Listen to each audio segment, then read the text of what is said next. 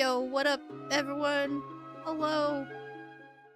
Welcome in, guys. It's time for Dark Reign, Session 9. As I said, I'm TheNatchan. I'm the host of this channel. I play Danriel.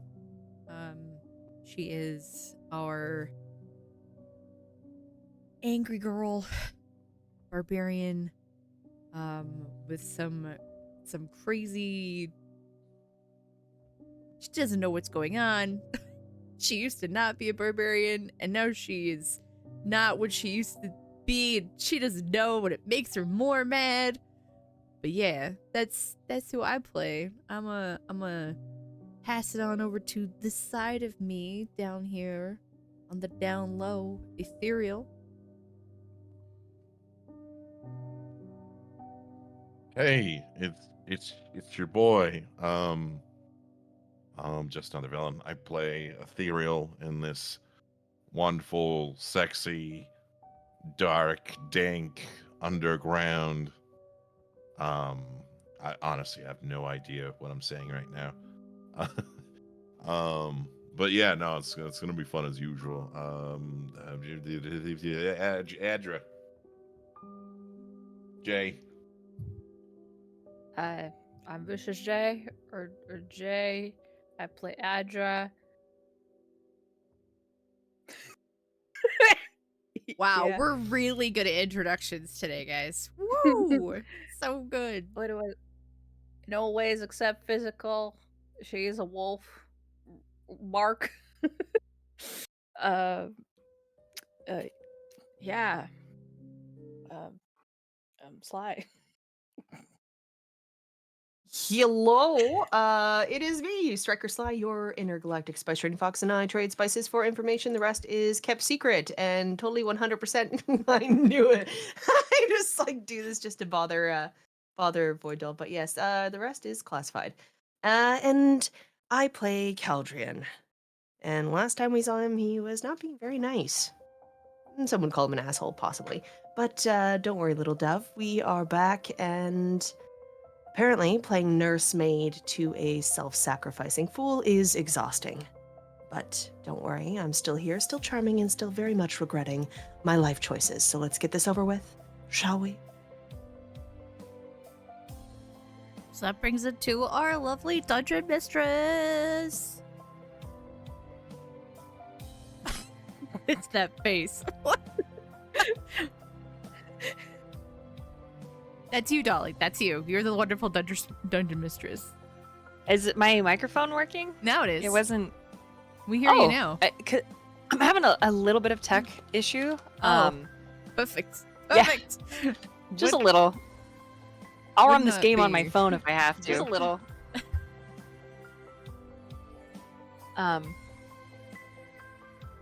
Yeah, I don't know. Hey, everybody, what's up? It's your bitch, VoidDoll. Catch me outside. We'll cuddle. I'll flirt heavily with your characters. I will make you feel things. At least I'll try my best to. Puppies, kittens, rainbows, butterflies, and deep despair. All in a melting pot to share. With you, me, our friends, everyone will be aware that this pot of despair is here to share. Damn! Wow, okay, I just got the picture, Jay. That's amazing, I love it. Yeah, this is great. Wow! Yeah, beautiful, love it. Great stuff. Can't wait for that to be over. Can't wait! I'm excited. Streaming can't look at it. It's against Twitch TOS, but it's beautiful. It's great. I believe it. Yeah, okay, warnings for this game. It's pretty horny. There's graphic violence. There's slavery. There's self-harm mentioning. There's... some of the characters are really intense and are struggling with disorders that are deep and profound, but everything is done in the spirit of we want our heroes to win, as broken as they are, as flawed and is damaged, we have hope. And if you didn't watch last session, you should, because there is a scene where the spirit of the entire campaign is brought in on Dragon Wing, and a simple nod that is exchanged between species. The campaign may have this huge warning, this 18 plus, hey, don't show up unless you want these themes. But it is all for the spirit of respect, love, and hope. And finding these things, even where the world is darkest, even where our existence is lost. And so I hope you get in the wagon with us and enjoy this ride, literally and figuratively. I hope you let us, me especially, ASMR, into your sweet ear and tell you all the dirty things I'm going to do to Adra. Maybe Caldrian if he lets me. And, you know, I would be okay too. Danriel, Mr. Kitty, yeah, very nice silky midnight fur. We could just be a whole cornucopia of love and fucking and no more fighting. It's perfect. So, jump on in and let's delve into the dark. Are you brave enough? What happened last time? Stuff. Perfect. A lot of stuff. I don't remember all the details. Session. So like the session started out more or less with just the rest of us dealing with like the fallout of everything. Like there was like an insight check with Ulvar on Ethereal, kind of like gauging like the whole like nonchalant like coming to realization. He definitely percepted something that's deeper within the character of Ethereal. You know, there was some back and forth, some quips here and there. Also quite a few sex jokes prior to swapping scenes to Caldrian. Caldrian was with Glyph, essentially. It was essentially a scene where, like, why are you here? Like, I'm not worth saving. I'm a piece of shit. I'm an asshole. And the fact that you keep trying is absolutely baffling to me, and fucking stop. Does his best to push him away, but Glyph is that sweet, wholesome boy that's just not going to give up on you ever. And he's just going to keep trying, regardless of how hard you push. He's going to keep trying to pull back in. And there was, you know, after the whole back and forth, some tears from Glyph. You got some silent tears from Caldrian. So he's not all that bad. You know, there's something in there. There's something in there. There's something in there. He's not all that bad, you know. He might be a little broken and jaded, but there's a smidgen in there. And then we get to, you know, the whole party finally congregating once again, trying to discuss a plan, and then we get transported to this scene, this battlefield, this conflict that we are all thrown and thrust into, and Adra is slowly bleeding out and dying in the arms of Danriel in this scene that connects the two of them and why they remember each other, because they were in this, I believe, if I remember correctly, in this wifedom, this partners in crime in this fight. And it was a very touching scene as Danriel's holding the body about not wanting to be alone, and Andrea just simply replied, "But you're not. We're here." And as this scene starts to unfold, it is noticed by Caldrian, this creature is trying to throw a spear towards Danriel and Andra. And as that is about to happen, we swap over to Ethereal, a being who has never once had really a choice or any sort of will unless it was forced upon him or by someone else, compelled by this siren-like voice to come forth and heal to the call. But he said no, and he made a choice. And with that choice, he was given respect by a creature much more mythological, much more powerful, and much more mystical than he can ever possibly be. And for once in his life, he was given genuine respect and recognition, which he has never, ever had. Once. Well, maybe once. But if so, it was so long ago, it's hard to remember. As Caldrian is impaled with this spear, stopping it from hitting Adra, the life slowly begins to ebb from Adra as this current version of her passes from existence. And then the wraith-like creature off in the distance, we notice.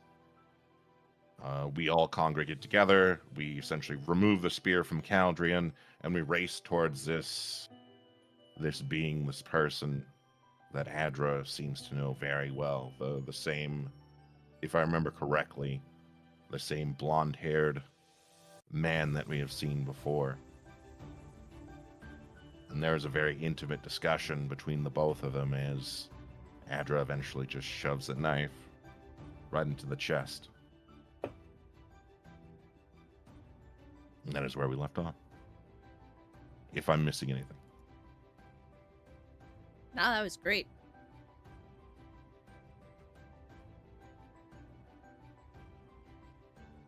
Wait, DM, you're muted. You're muted. Okay, I'm glad. Thank you. You guys caught it because you can see me. Hey. We are going to backtrack just a little bit. Only so that I have a narrative base for today's session. I need all of you to make a perception check, please. And then, Vil, if you will please add that up. Also, Nathan V is celebrating birthday today. That's why he's not here. So shout out, Nathan. We love you. You're never allowed to leave this game no matter how many times you miss it. So I'm telling the internet right now that unless you leave, I'm going to chokehold you and body slam you into this session.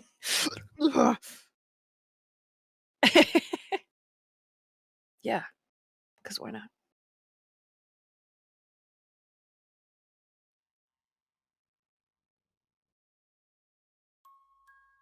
I forgot my character sheet. I was like, wait, who am I? You're like, who? We've played a lot of games together. It's like, wait, where? Okay. Yeah. Perception, you said, yes? Yes, and then Vil's adding it up. So just put it in the dice box.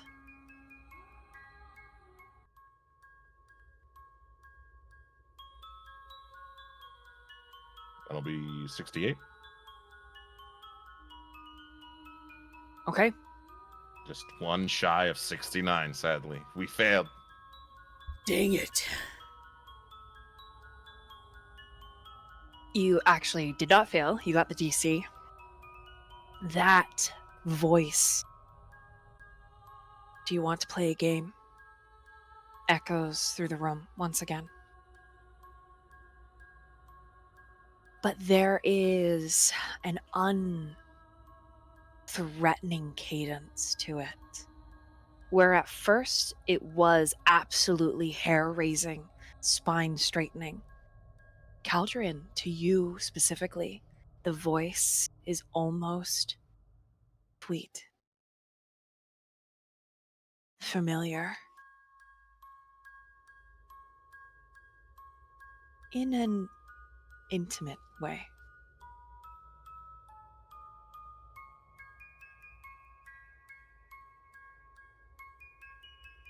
But it is feminine.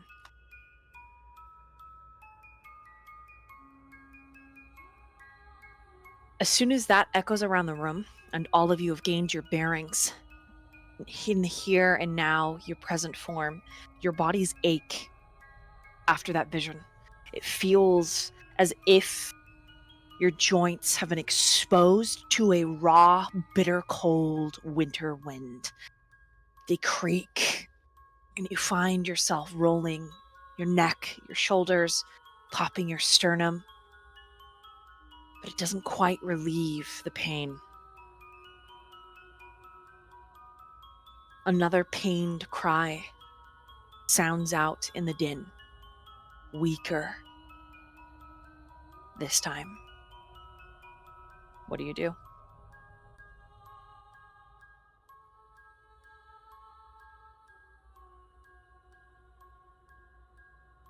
I think we should go. Trying to get there. We keep getting distracted. I think we should leave. See whoever, whatever that is. You guys think?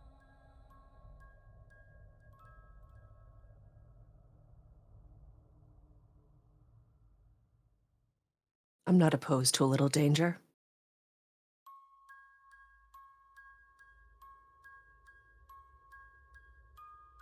The rest of you?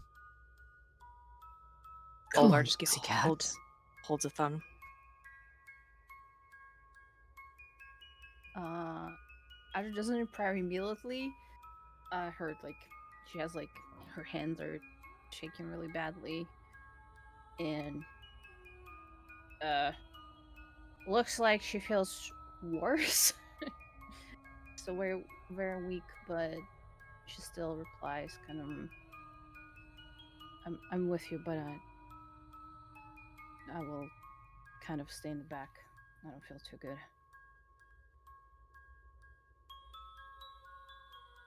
Olvar reaches across your lap into your side pouch and open and pulls out one of those little packets that you've made for him. And then before he moves unnaturally fast. Like he's been like slow, lethargic, sick, and suddenly there's just this burst of energy of this 1-2 where he shoves 2 fingers into Adra's mouth, slides the pack under the tongue, and then he strokes your bottom lip. Maybe you need to suck on this for a while, huh? And then he grins. It's not that. It's not that. It's not that kind, you dumbass. Oh, I'm sorry. I'll take that one then. And the one that was just in your mouth, he grabs and puts in his. You're absolutely disgusting. I want to be very disgusting with you. And it's just big grin. Those tusks, if they can, they seem to look more prominent, stretched. His bottom lip stretched, and that big grin. And his piercings in his tongue. Got the 2. A click on his teeth. Anyways, we're going to be heroes now. And we'll talk Correct. about your feelings soon. I'd like to know because if it's not your body, it's your feelings, right? I'm smart. I'm an emotional man, I know. I'll take care of you. You can tell me later.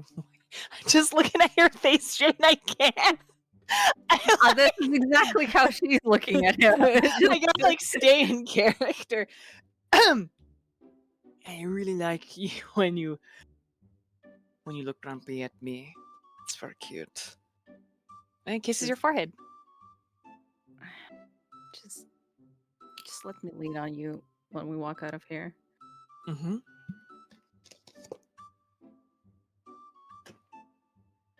He just puts an arm around your waist. You can hold me anywhere. I will not. I will not.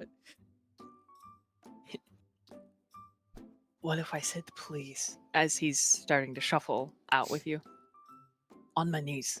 Or maybe on my butt. Or maybe on all fours. Have we ever seen 2 dying snails trying to copulate, and you want this right now? I am perfectly fine. Just cuddling naked. Don't actually have to do the plugging away. Okay, just sharing warmth. Okay, what she does, her hand glides over his back onto his ribs, Oh. and then she pinches. Ah! I like a little bit more meat on the bone. So, and I can't slaps him on the ribs. have that I'm skinny right now. It's very sick. Damn it. Oh wow, yeah, really. I promise equipment works just fine. I'm so glad I'm in the front. Shuffle, shuffle, shuffle, shuffle, shuffle, shuffle, shuffle. Okay, we will be quiet now. We are probably sneaking. But we'll finish One- this conversation. One more strike and I'm going to Danriel. I don't know. Wait, how did I occur strikes? Wait, hold on. You have to be more clear than that. You want the whole list for the whole time? I've I been would collecting rather. them. Okay, can you audio give it to me? I don't like to read very often.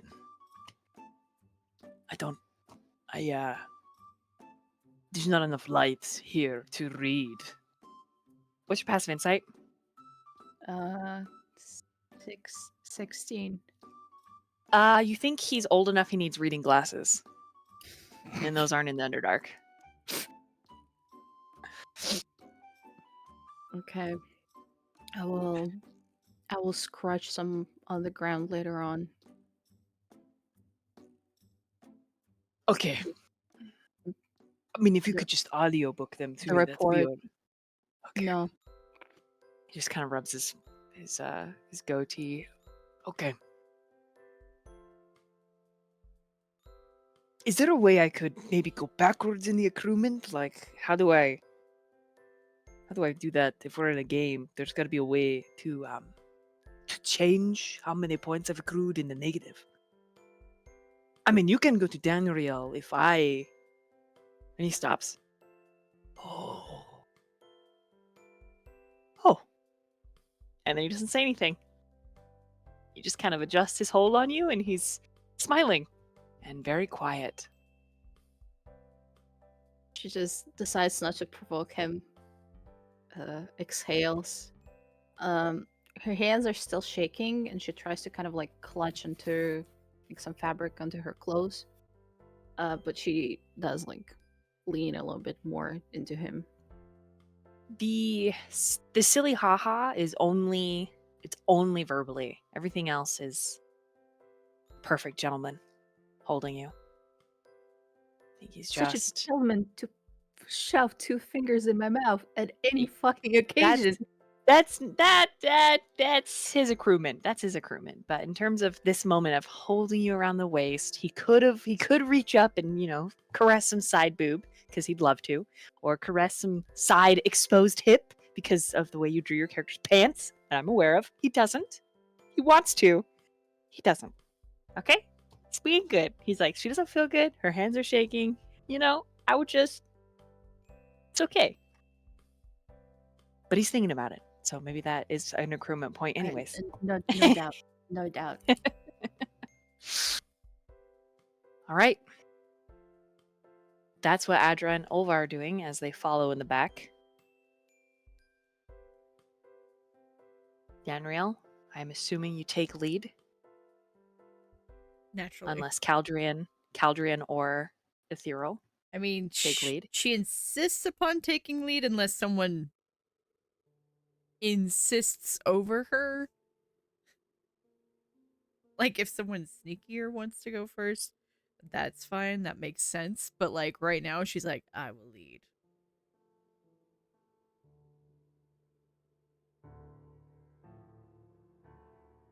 Caldrain has Glyph. Okay. He's got him picked up like a little princess. Oh, your prince is carrying him? I am. He doesn't protest, but he's willing to walk. And I'll make it so that you can move him and that you guys can move Ulvar. And Sylvis, I'll assume he's coming with you as well. Yeah, we'll just assume. Make it easy on you. Go ahead and move your tokens.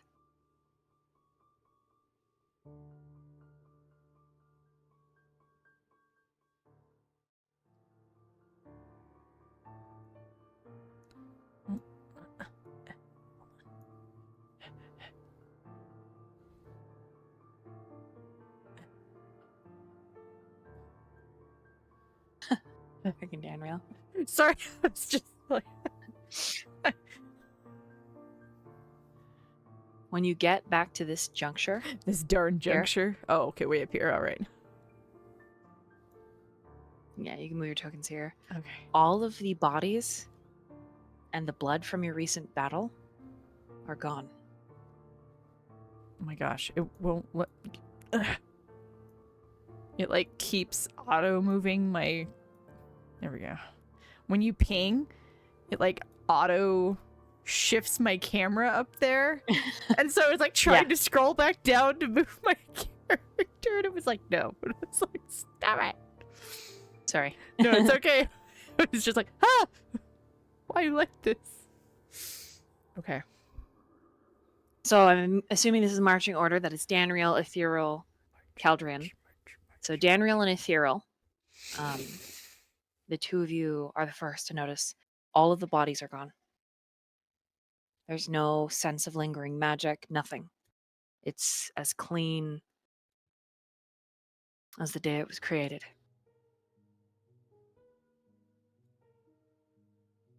And it's very, very still.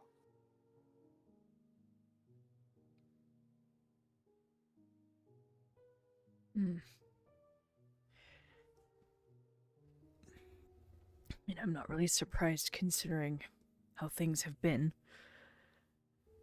down here. I feel like paying it too much mind would be further distraction, but I don't know. Back to Ethereal. What do you think? You think it means anything beyond just the piles withered away, or do you think we need to take the time to investigate, or should we just press forward? At this point, it's we can take the time to investigate, but I think pressing forward is the more apt choice. But if you would like to investigate, it's just to me random bullshit of the Underdark, as far as I'm concerned. So, if you wish to just dilly-dally and investigate, by all means, go ahead. Don't let me stop you. I don't care. So the whole conversation, when you're like, yeah, it's probably just bullshit, she like nods in agreement, and he's like, but if you want to dilly dally, she like shakes her head. No, she's like, no, yes, pressing on. Yes, I'm glad that we agree on this. And so she's gonna take a mental note, obviously a physical, like, because she spoke it out loud, but she's gonna take a mental note of what the situation is and is going to press forward. Okay. Meanwhile, you can go ahead and move your tokens, your movement, so go ahead and measure out. Ethereal, you can move all the way up to Danriel. But Caldrian, in your arms, at this point around this bend, Glyph says, you don't have to carry me. I don't want to be more of a burden. You'll be able to cast if your hands aren't busy.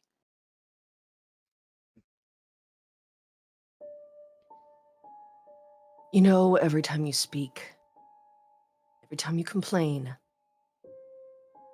it's just more annoying. I'm doing you a favor. How about a thank you, Caldrian? You're so kind, Caldrian. He frowns. How about you also not complain? He just pokes you in the throat, like right by your Adam's apple. Really, really odd. Like, it's just, he's not. Fine. He's not You want me to let you down? He's not good at the volleying words back and forth kind of thing. He's just so honest and sincere and earnest. I just don't want to be more in the way, and I can help. So here's the thing. You're hurt, you're injured, therefore you are already in my way. Simple as that. I'd rather you not slow us down, so I'd rather carry you for the time being, and if I need to do something, then I have other tools at my disposal. Roll a persuasion.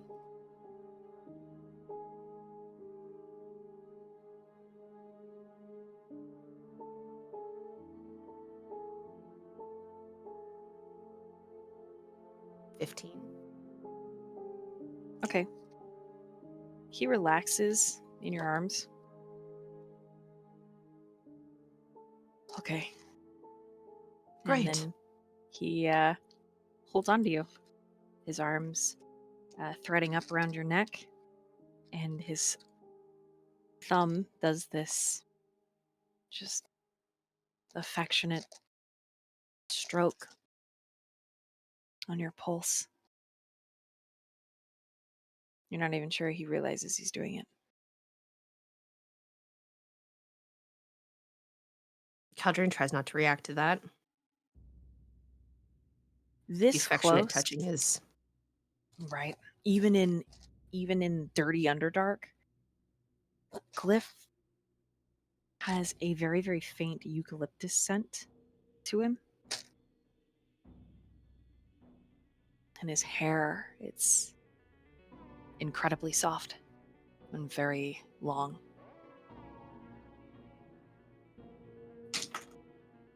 okay. Sorry, I had to flip my little dice coin. He will take his one hand and brush it through his hair. Because it's too soft. He gives you, it is baby fine. He gives you this really, really soft, affectionate look. Like it's just giant, bright blue eyes, a little bit of a blush on his pale skin. You, had some dirt in your hair. Thank you.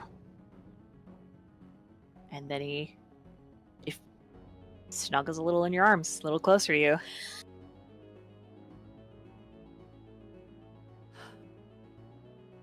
He'll step into the area where there's like nothing left, and of course, Caldrian is gonna do what Caldrian does best. Oh, it's such a shame. They got rid of everything that was so good about this place. The blood, the death. So clean. Such a shame.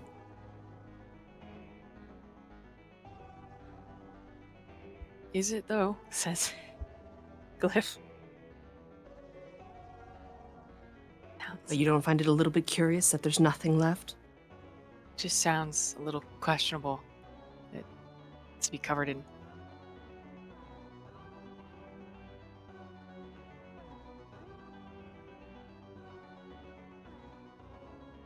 I guess it doesn't really matter. We're already in need of a bath. It just Have you truly lived such a sheltered life? yes, Keldrin. Yes. Yes. Yes, I have. Yes. This is yes. Caldrin pulls him really close to his face. And he says, and this is why you will never understand. And this is why you are the burden. He actually reaches up and grabs your chin and is like, "Stop it.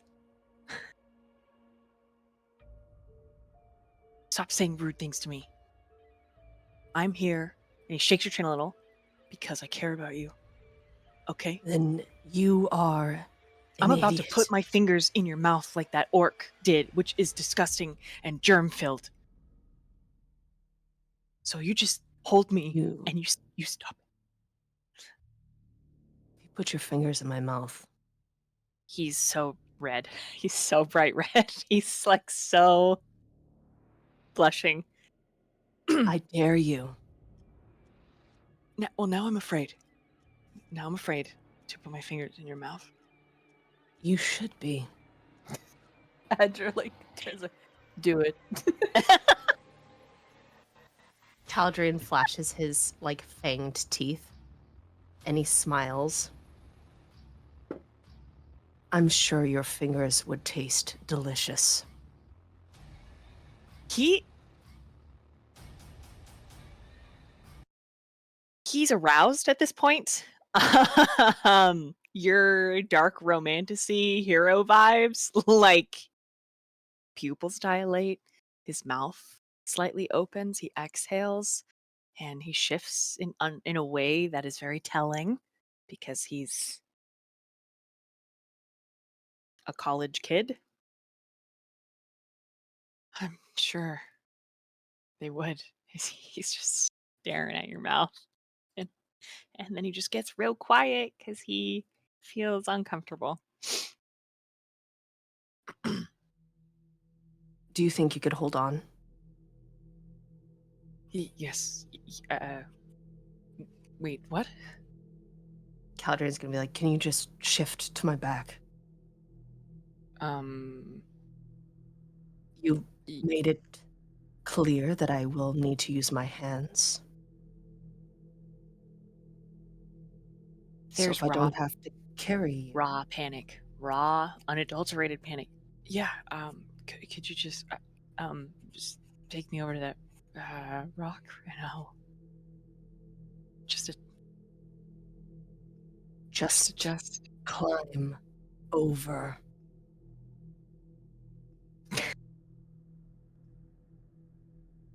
Okay. So with the 7, -1, that's 6.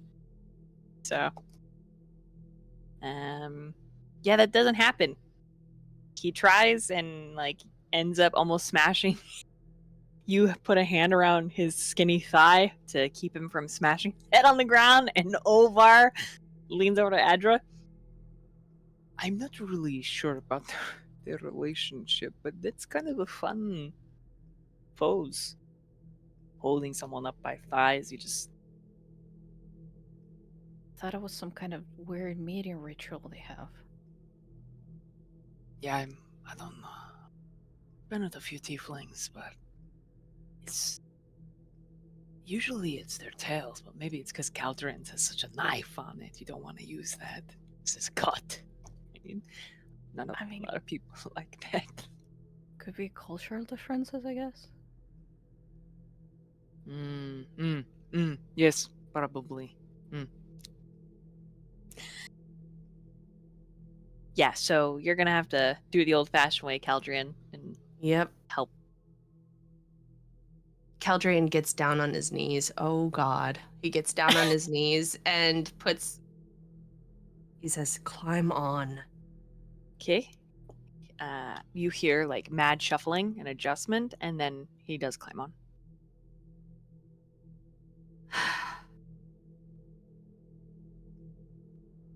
Do you find pleasure in driving me absolutely insane? He thinks about it.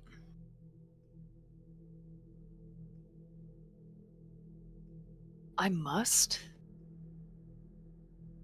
Because I just keep coming back. Then perhaps it's not me who's insane, but you. And why the hell do you smell so good in the middle of this undercarriage hellhole?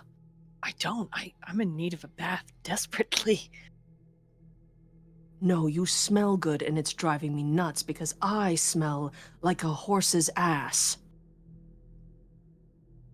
And for some reason, you smell like goddamn plants. He smells your neck now that he's on, your back. He's like, oh, you smell fine. I smell like a centaur who hasn't bathed in months and has been in a sex hole. Just ask Ulvar, I'm sure he'd understand. Oh, yes, the centaur smell is very potent. It's okay, though. You gotta hold your breath when you go down. You've choked once or twice, I'm sure, Ulvar. Only because it was so large. Yeah, I would not recommend. No.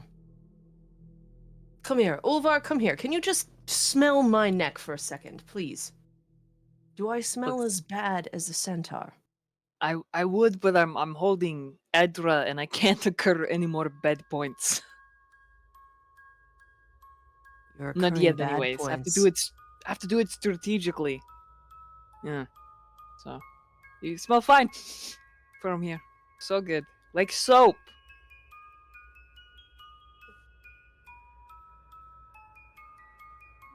So what are we doing here exactly? What is our purpose?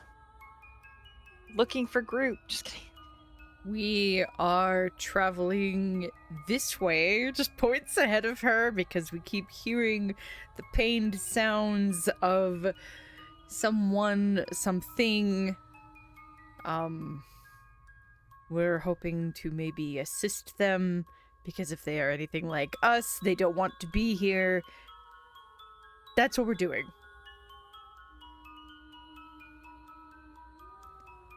Perhaps Okay. now would be a good time to let you all know that voice we heard earlier, potentially someone I know.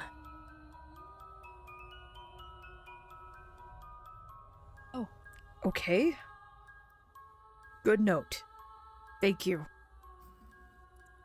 Danriel, you can move your movement, and if you and Ethereal have any roleplay while you've been walking and silently moving this whole time, feel free to catch up. If there's any back and forth between the two of you. I don't know. I think I don't know if he's got any back and forth, but I know Danriel's she's very focused on a goal right now. If there's any like planning at all, like Oh wait, hold on. like you pull out your bow and arrow, I do this, and Ethereal, you can move all the way up to Danriel. That's acceptable. When the two of you do get here, if there's no roleplay, I need you to roll perception. What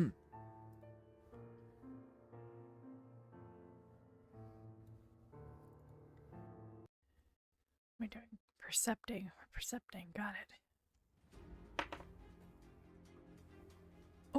Okay. That's pretty good for me. Yeah, 22 on that.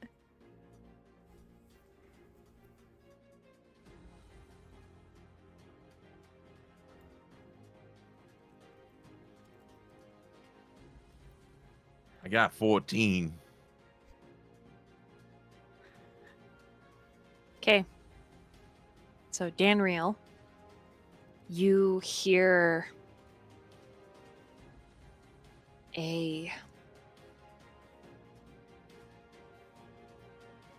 it's very quiet, and it's almost like a meowing, mewling sound, like a great cat, but not in pain. Ethereal, you hear that draconic sound and a screech, and there is the sounds of blades bouncing off of each other, arrows being shot. Battle is up ahead, and it is very likely it's only just broken out.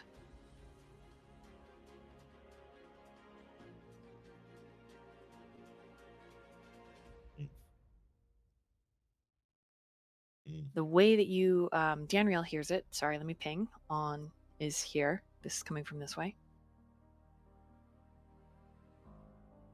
Okay. Okay. That's where the sound is coming from. Okay.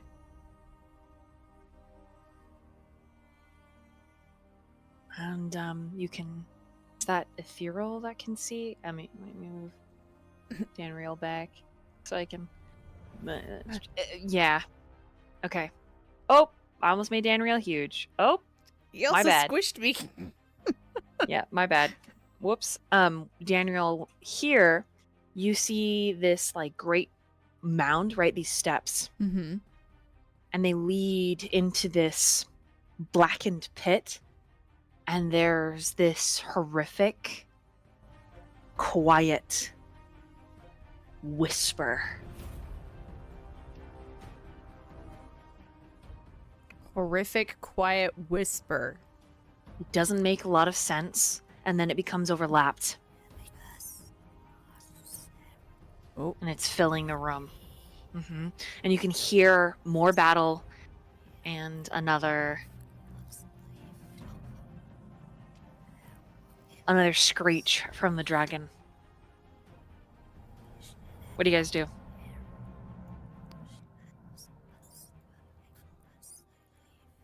I'm gonna get the group behind us, their attention. Oh, are they Okay, everyone actually can move your that- tokens up. Okay. See, there is clearly a battle ahead of us. Seems that something is definitely being harmed up there. And then I hear something, I'll like gesture with my sword over here. Seems like it too may also need help. But I don't have a good strategy other than what I normally do. So if anyone wants to act on a plan, great. But I think we should just maybe, I don't know, go do what we're good at. Which for me as of late has been killing things. Maybe you just let a cat do what a cat does. And allow me to just sneak and slink about. And I Sure. can do some reconnaissance. Okay. I will try and be patient. You can while sit do here that. and you can sit here in your angry, patient, sparkly ways. Patient, sparkly ways. Okay. Sparkly barbarian. I mean, depending on the moment, she has been sparkly. Okay, you can move upwards of your dash before I start rolling perceptions from the enemies in the middle of this combat. Okay, just for the sake of ease of the narrative, everybody roll initiatives, please, and put them in roll 20. Want me to roll a stealth to sneak about, or you're just on? Yeah, go ahead and yeah. That's really fucking. I use an inspiration. Mm-hmm. So for initiative. Natural one. Natural one. All right, there's the initiative. Make sure that's actually correct. Okay, so one less.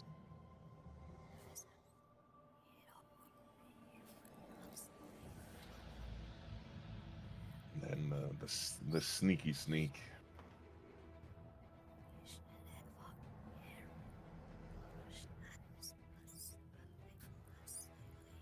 I think I'll put it in dice box. 15 though. Okay.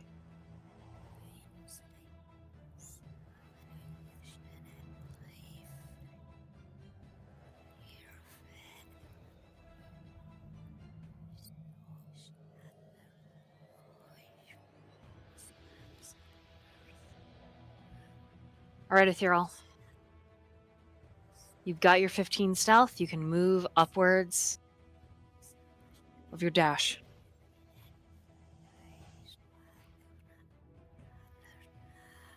All right. Cool. Let's think about this. So we just move a wee bit, so that's like what, 60 feet? Yeah. Um, Okay, as you move down here, pressed against the cage's face, sitting the Quagoth, who earlier fought you, defended your party from a fireball, was immolated, and if Sylvis was here, saved Sylvis from some resistant drow. The Quagoth is incredibly injured, but he is alive. There are large swaths of his body that are empty of fur, and that are mutilated and burned.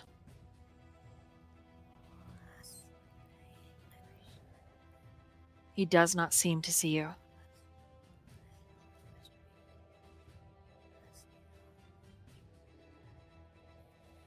while hidden,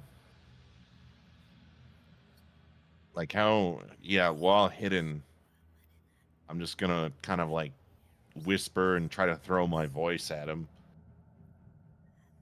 Oh, shit, I didn't catch his name. Quagoth creature, whatever, just, are you still alive? You still exist on this plane? Yes, alive.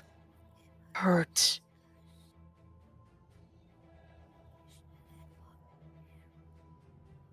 Wonderful, great. Okay. Hold tight. Someone here more delicate than I will be here. I have no means to restore you in any sense of the word, so we'll see who rolls on it if they do. Or it's just myself and I. I happen to watch you die.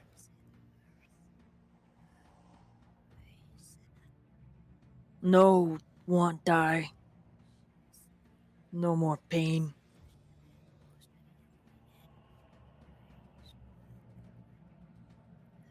No more talking.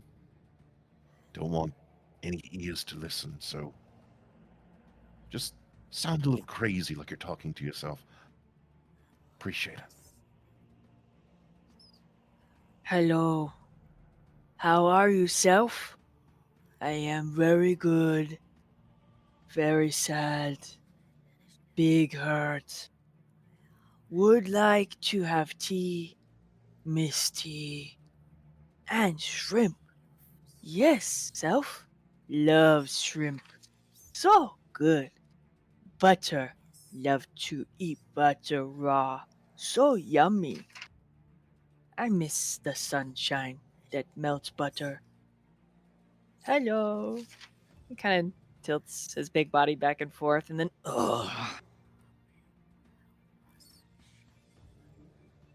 he makes that pained, like meowing sound.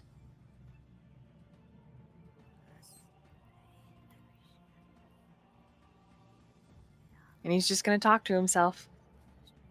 Because Mr. Frisky told him to.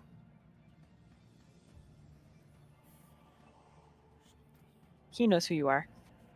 But, you know. Okay, anything else, Ethereal? Oh, he's just gonna kind of post up, hiding. I might hold the rest of my dash speed to move at a later moment, time, whatever. So, yeah. No, that's it. That's it. All right, Caldron. Yes, ma'am.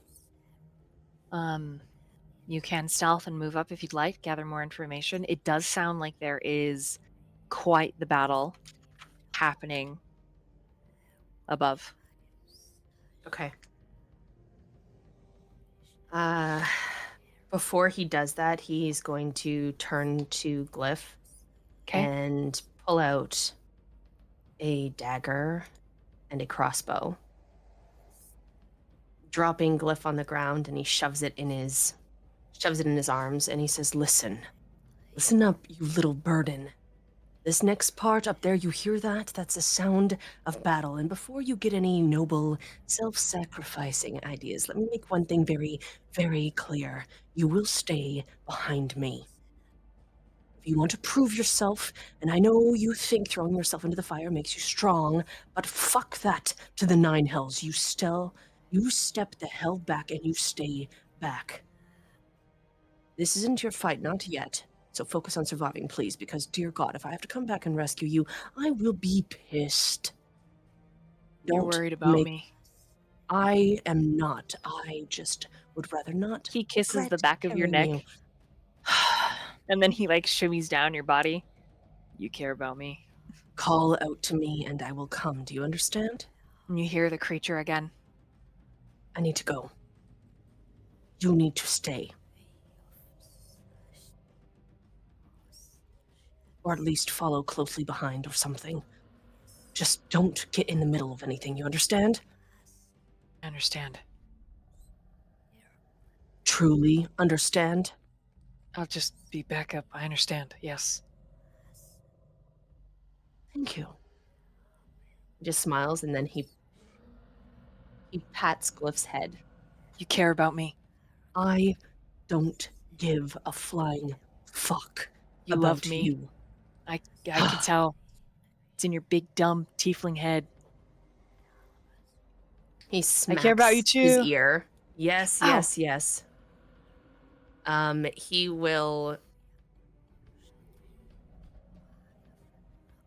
Yeah. Let's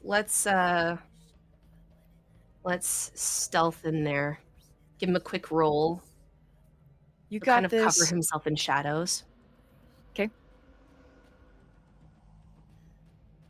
Preparing himself for a bit of fun. Yes.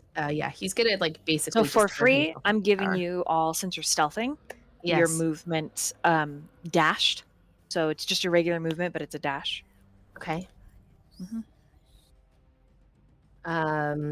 And let's do something cool. I don't know. I've got in his hand he's just going to create a shadow blade. Okay. Warlock speed. Just a couple of them. And then his eyes, you can see around, just the veins start to expand and pulse. You do hear Glyph like telling you good job, like you got this, but he's like whispering it, like, and he's holding the knife and the crossbow bolt you gave him, and it's just no hunter safety at all. At all. What a dumbass.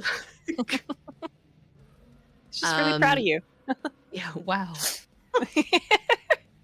Wow. Okay, so he's going to I guess is at will. He can put mage armor on, so he's going to protect himself in that sense.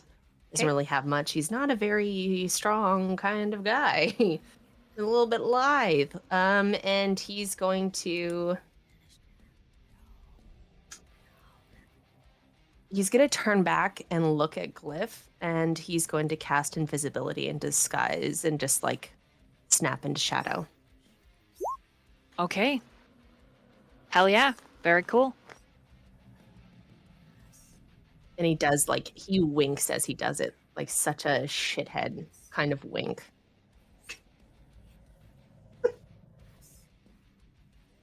Where am I? I'm somewhere. I literally am struggling to move my character. Like, what is up with this? It could be roll 20. Okay. And he's gonna just, I don't even know where I am right now. He's gonna like kind of creep in behind, probably creep in behind to wherever the battle is. Okay. Is it close to Danriel or is it close to, I can't see. I'm blinded. The battle sounds closer to Danriel. Okay. Yeah. He'll kind of pop in behind Danriel and he's just like, do you need some backup? That would be appreciated.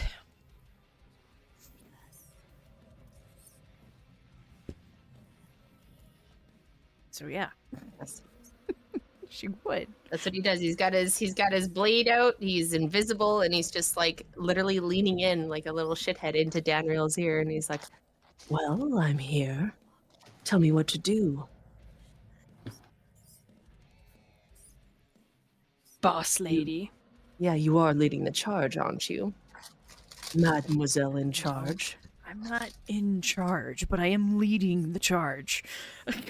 Therefore, you are in charge, and I'm not one to take to rules or to instructions, but you've made it very clear that you're the one at the front of the line, so I shall do my best to listen.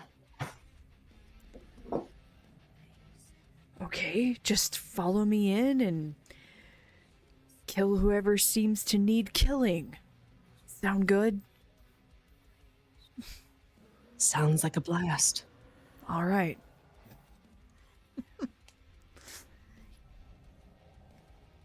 That's Okay. the Anything plan. else for Caldrian? He's just gonna. He is waiting. Okay. He's just there waiting. And Danriel, Or- Yes. it's your move. I forgot to ask before we left. I haven't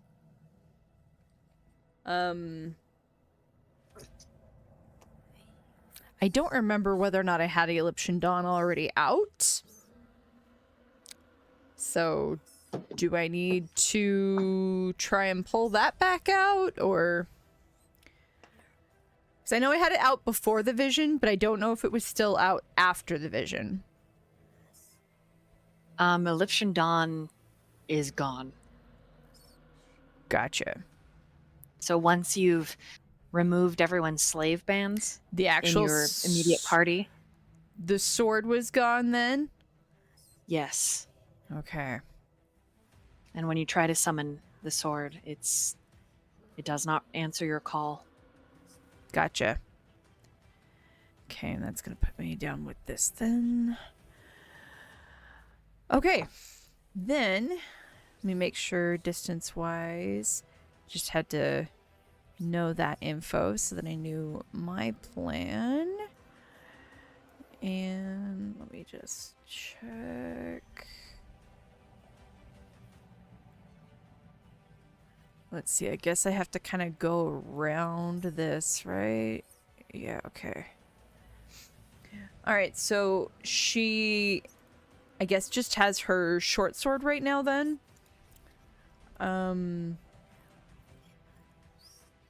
So she is going to use her movement, and This then is about a 5 to 10 foot drop. So it will take your bonus action to roll like an athletics to jump down.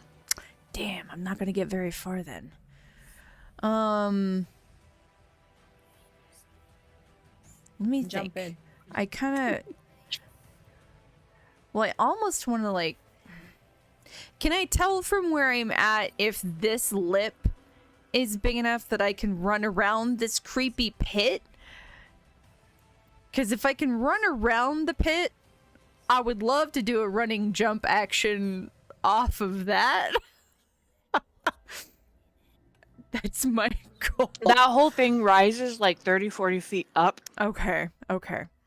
All right. That's So fair. it would be a significant jump down. You might hurt yourself, but you'll definitely hurt them I'll definitely hurt as well. Okay, that sounds like the best barbarian plan ever.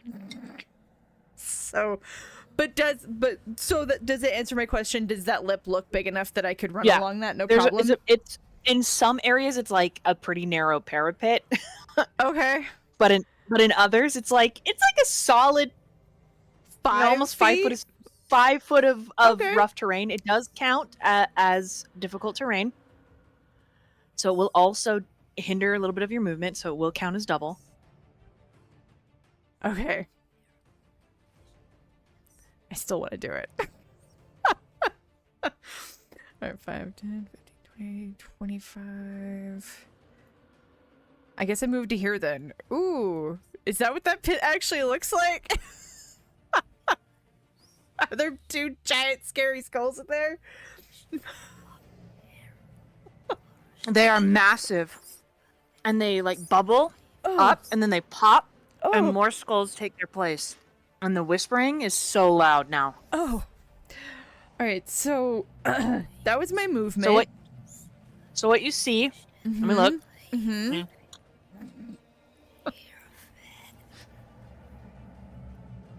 Okay, so there is a wyvern, and this wyvern picks up this drow in its mouth, throws it against the wall, Nice. and the drow's spine, you hear it break with a sickening crunch. And when they land on the ground, they cry out in pain. The wyvern is bleeding. It's covered in chains. It looks as if it has been dragged quite a distance Mm-hmm. towards the pit. And the wyvern is fighting for its life. And the drow are shouting in Undercommon, which you don't understand. Nope. But it sounds a little bit like, put it in the pit! But you're not 100%. Right. I'm only like 50%. And now- And now that you're this close to the pit, charisma saving throw. Oh, good. My favorite.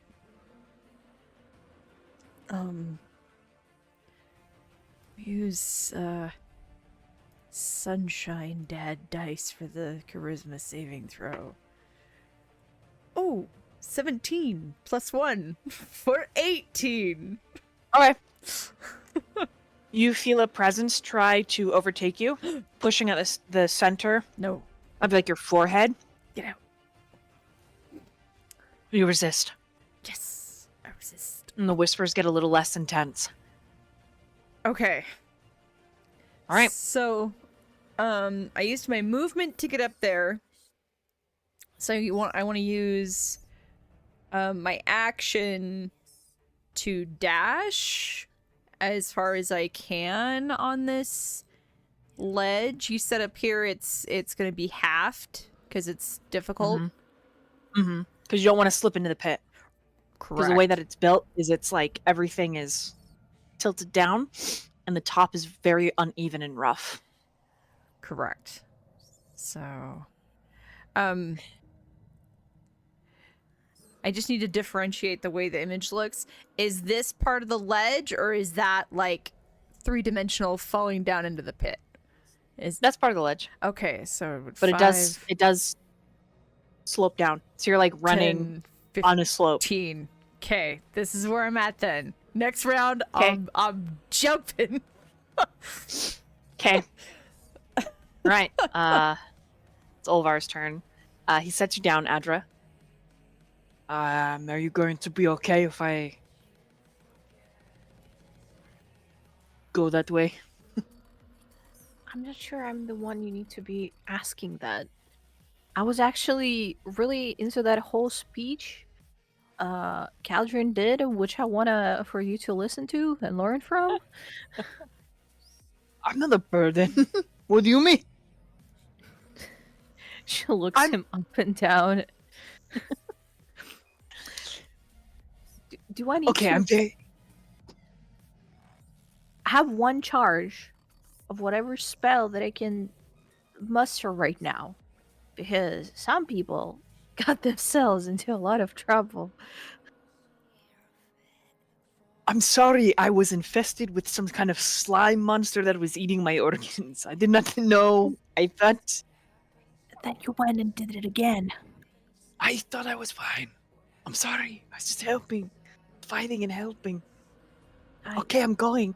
I'm gonna set you down. You'll be okay? I will.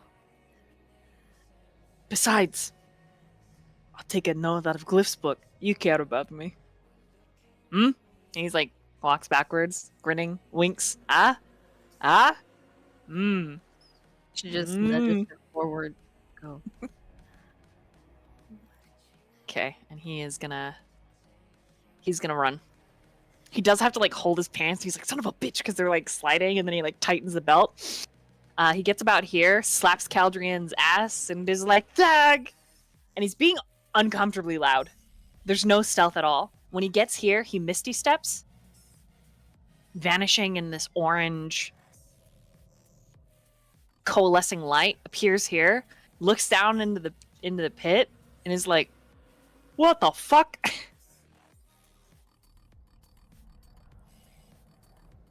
And then he's using his bonus to roll. And he's like, who are we fighting? Who are we fighting? The Dark Elves! Okay. And he's Ignore gonna the jump pit! across the pit. He jumps across it. Nice. Okay, he barely makes it. He lands next to you and he's like, oh! Grabs onto your shoulder Okay, and good. rights himself. It's like, steady Danriel. yourself on me. Danriel, thank you. You saved my life. So how do you feel about Adra? Yeah? You like that? It's not time for that conversation right now. Out of his eye, he pulls a javelin and he flicks it and it and then he's gonna aim and he's gonna throw it at the guy that's has a broken back. The broken back. Yeah. And he misses. And he's like, fuck. Still tired. Okay. And Glyph, to you, Adra. Is it okay if I put my hands on you, miss? Can you word that differently? What you wanted to? May I touch you? She reaches out her hand, which she actually has to use another hand to like keep it stable because there's still like tremors in it. He puts his palm underneath your palm and then on top of your palm, and he's like, I'm not really a fighter, but this'll help. And you gain the benefits of a long rest.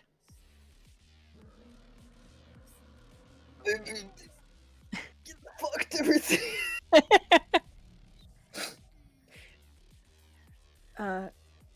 She like kisses his forehead. Thank you. He's like, just like, Ah, you're welcome. and that's his turn. Your move, Adra. Okay. So could I hear the cat noises before? Like the whole thing, or should I like roll for it again? The Quaggoth sounds? Yeah, yeah, yeah. Yeah, what's your passive? 16. Oh no, no, You're- that's inside. Yeah, no, perception 16 too. You would I'm be sorry. able to hear it. And Okay. no, you don't hear it. Oh, you would be able to hear Ethereal, who got a 15 stealth. And his whispering. Okay. I mean, maybe I stood far away. Okay, so because I remember he helped us and stuff.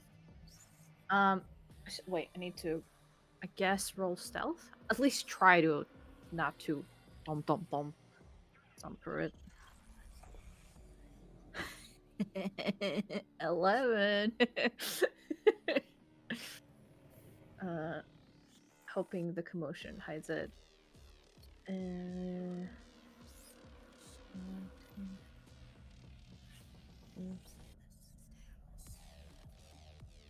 I? Could I like dash, kind of like next to him, trying to? No, I can't squeeze through the ethereal. I was muted. So because you decided to stealth, you get a free dash, and then you can use your action to dash again. Okay. Or to do your regular movement, I'm sorry. Ethereal, can you let me squeeze by? You can step up into his square, Mao. and then Wow. Mao. And I'm like next to, and I'm like, hey, you're that quagga that saved us.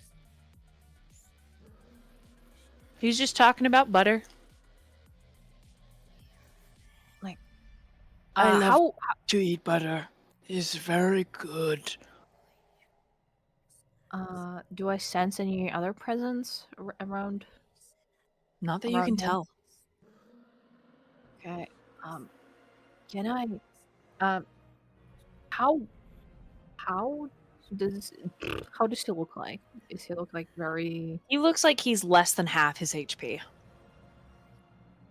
And to give Okay, you like a rough guesstimate of how much HP he has, you can roll a medicine with your bonus if you want.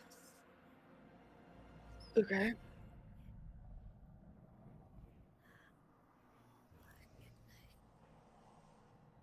Well, wait, my bonus would be what? For your medicine check? Let me see. I mean, it is +4, so my medicine. But I still rolled a 2, so I'm not sure this. You use an inspiration? No, not really. I still can see that he's like, Very injured, yes. you know, yeah. I want to use Cure Wounds on him. Okay. And so I'm like, can I get this whole thing? I wanna help you. Can I touch you? I'm gonna touch you. Let me touch you. Okay. And he puts his big face like just up against the bars. I like reach and like put it on his Very cheeks. fluffy. He's very fuzzy. Like shaking a little bit, but she's concentrating and cast the Cure Wound thing. Okay, it's not gonna help a lot, but maybe it's gonna close some of his bleeding. 2d8.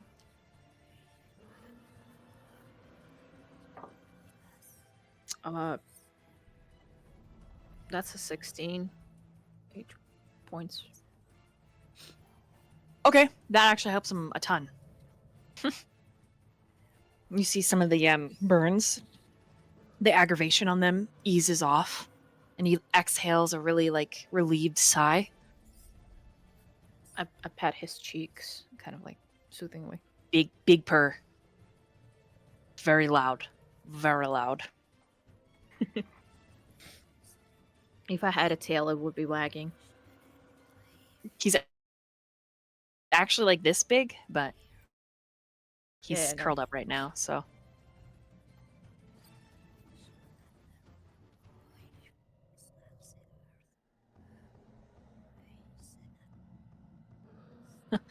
Anything else for your turn, Adra? No, that's it. Okay, ethereal. Oh wait, we're top of the round. It will be ethereal moves. These guys, I need to roll for them first. Hold on. Okay. I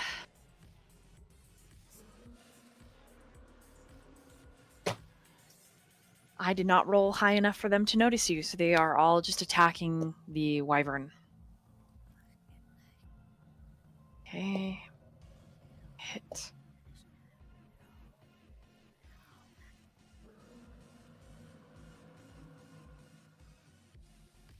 There's 4 attacks that go through on the wyvern.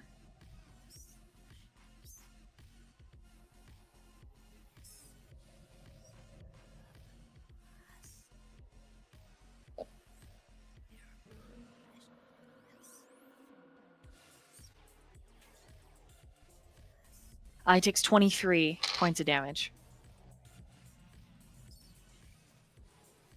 Now it's Ethereal's turn.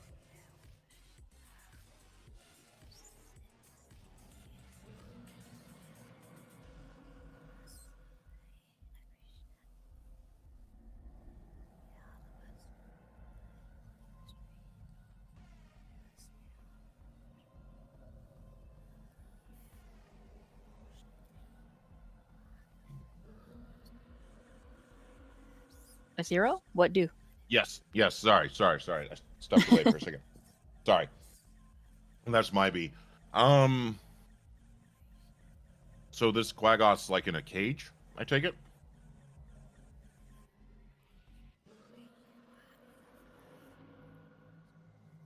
Oh. Sorry, I Pineapples? nodded. Yeah, Okay. I nodded. Okay. Mm-hmm. Is there like a padlock on it? Does it just have like a lock on the cage itself?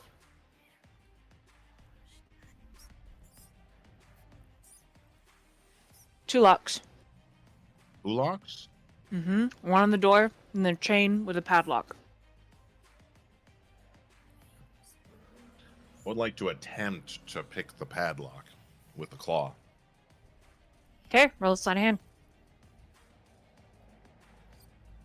Let's open. Come on. All right.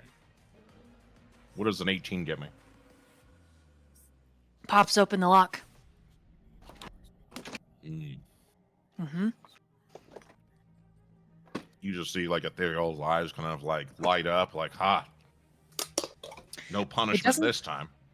It doesn't seem like there's a lot of magic in this cell. At least not on the door. Not on the padlock. Yeah, he would like to pick the door itself this time. Okay, you can use your bonus action to do that, because it's a skill check. See.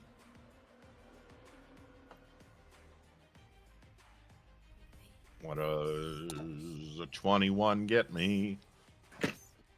It pops the second lock.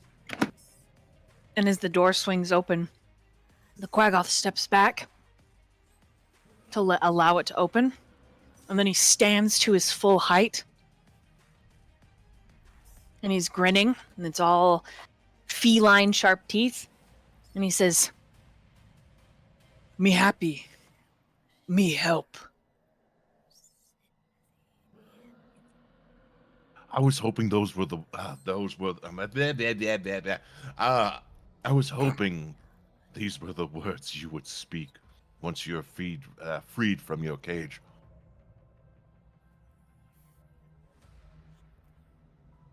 He's gonna step over you. First he says, "You want me take you better me go alone."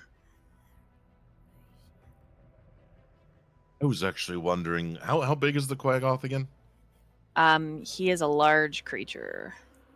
Is it like a mount almost? He could be. Yeah, I want to ride him like a mount, or at least like grab onto his back or whatever. Okay, he Doesn't puts you hurt. on his back, and then he looks at Adra. Me touch you?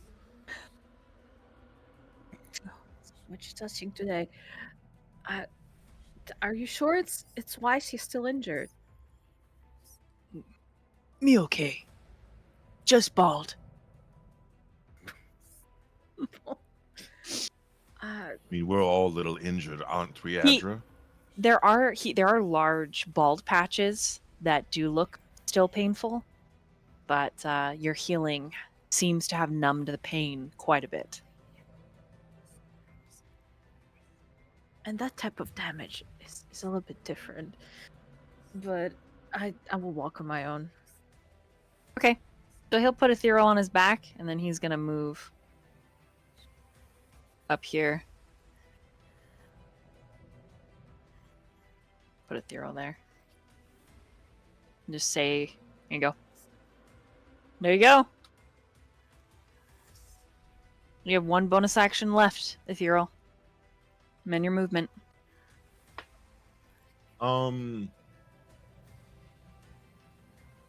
Could like we as like a tandem move is my question.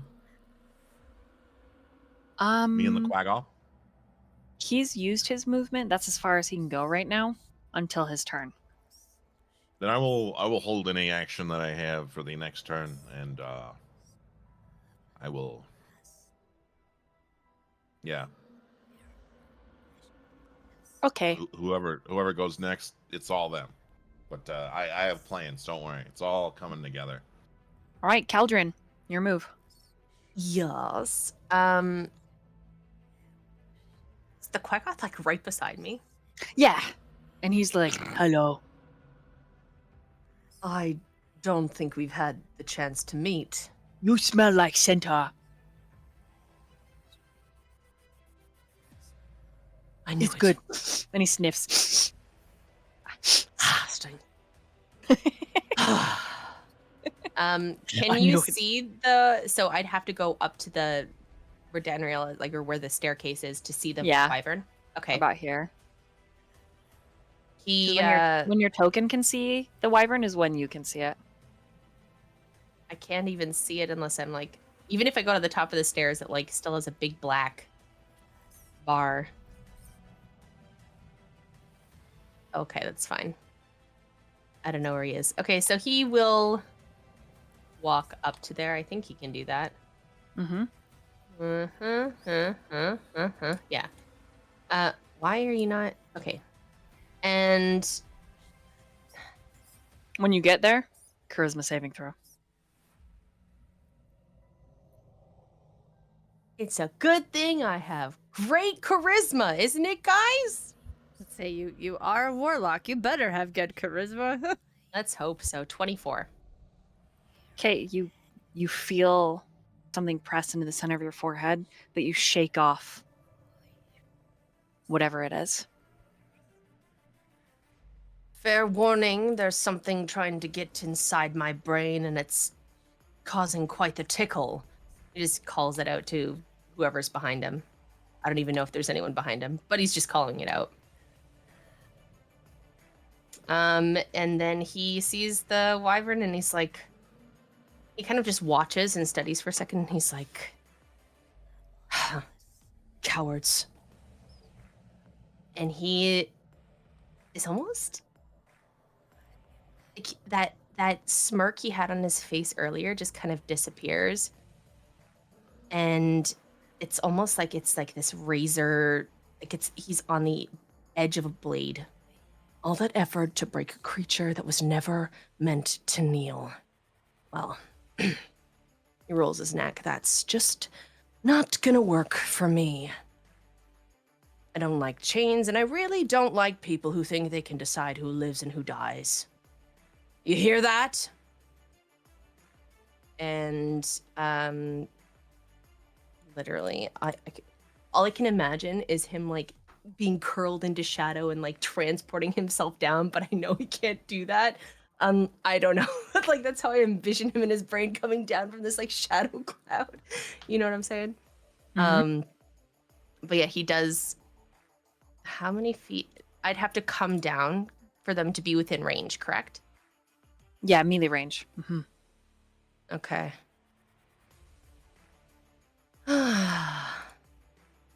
He'll turn to the Quagoth and he's like, is there any way you can jump down without me having to injure myself? Me good at jumping. Great. Do you feel like transporting me down there? I'd rather not break a nail. In pit? Pit bad. Okay, then around the pit to the wyvern. Okay. Me do. On turn. And then I will hold the rest. Can I hold my action? Mm-hmm. Okay, that's what he'll do. All right, Danriel. Well, first of all, I would like to rage. Okay. You Um, feel your skin split, and these rusted scales break out across your arms and your chest, and then up onto your cheeks. And there is, for the first time, you hear a voice. Hungry. Hungry. good. And your jaw, you feel it and expand. Good. And I'm gonna jump on red. All right. Yep. Roll on athletics, and then roll to hit his armor class. All right. Okay, the athletics is 21, Okay. and I'm gonna Unarmed strike. jump down. Would it be unarmed strike, or would it be my form of the beast claws? Because I'm raking down with my claws. Mm-hmm. Okay. That counts as your unarmed strike when you're in this form. Okay. So that's gonna be nice. It's a 19 plus 5 for 24 to hit. Okay, you hit his armor class, so you'll do your regular damage plus 2d6 for the distance. Okay. So 2d6, and then the regular damage for the claws is. Oh my gosh! Here we go. So it's a 6.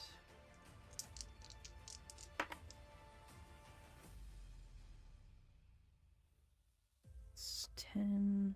It's gonna be 16 total.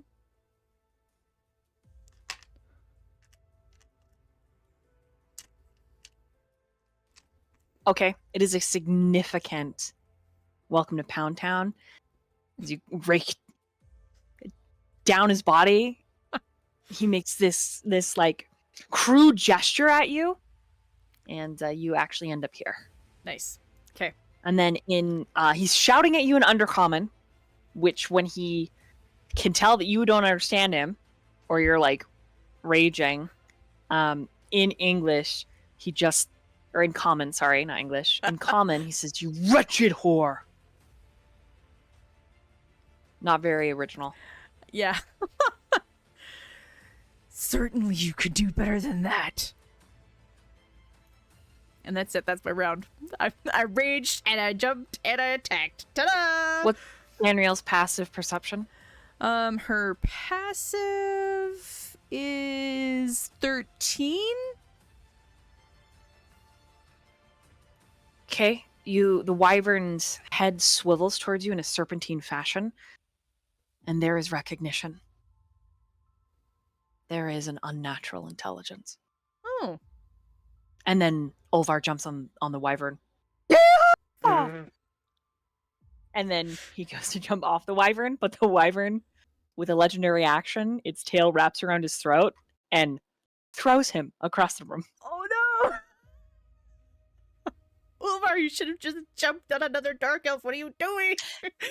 Well, he was trying, but he didn't actually roll high enough, so it's kind of an accident. So it was kind of like a belly flop. He rolled a 7. Oh no! Yeah. So Anyways, okay. So when he hits, takes some damage, he's like, "Fuck." He just says, "Don't tell Adra." And then out of his eye, he pulls another javelin. And he's throwing it. Nice. This guy. Nice. He hits, And then he pulls a dagger out of the eye and he hits again. And he actually drops purple. Nice. Yeah. And then he doesn't have any movement because he's a little stunned. So he's like, I'm gonna just I'm gonna... Sit here for Yeah. a second. Mhm. So I, the player, meant to ask, Mhm. but Danriel didn't care so much. Are these drow acting like they're acting like normal drow, right? Yes. Okay, that's what I thought. When you described the bone crunching, I was like, oh, these guys still have insides. Mhm. Mhm. Okay, perfect. Yeah. Good to know. Glyph is just gonna move here and kind of step aside so he's out of the way. That's his whole turn. Nice. Adra. Okay,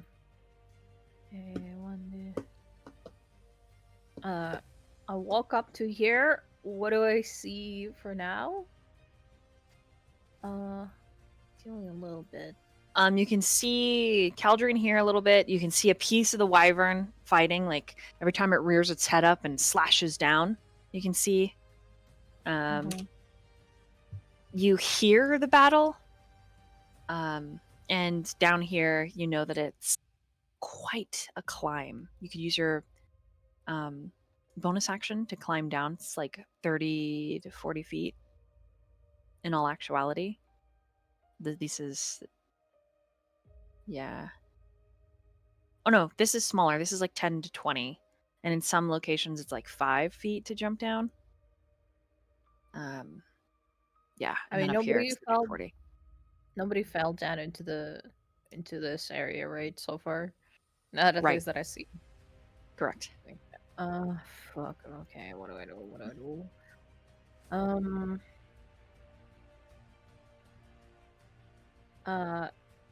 Okay, I wanna still have some movement left. I have like 1, 2. Can I like kind of like scoot past the Quagoth a little bit? Mm-hmm. Yeah, you can move past him. As I'm passing by, I like brush his arm and guidance. Nice. And okay, I can walk up to here.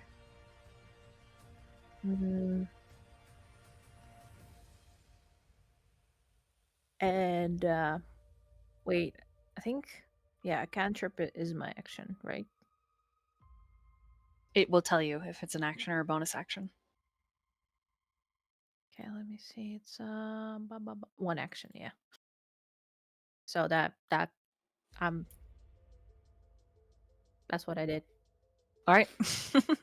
Okay, Quagoth's turn. Quagoth is going to dash and jump over Adra, bringing Ethereal, rush up here, grab Caldrian, and end up right here.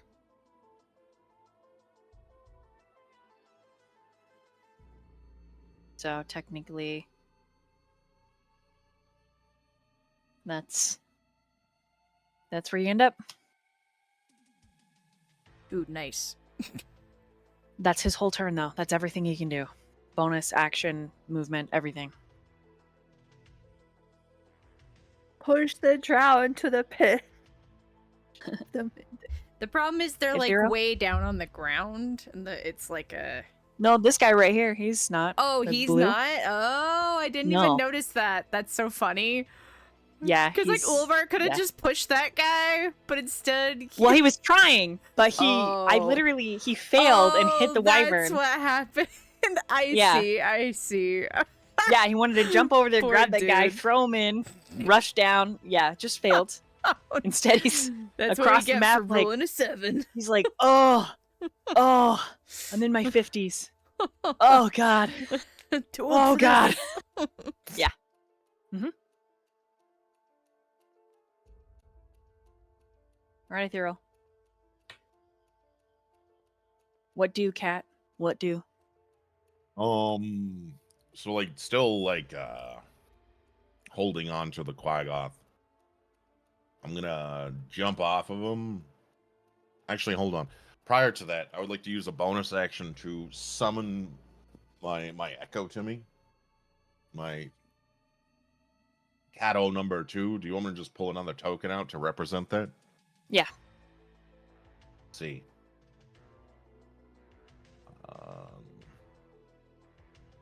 Put it right. There you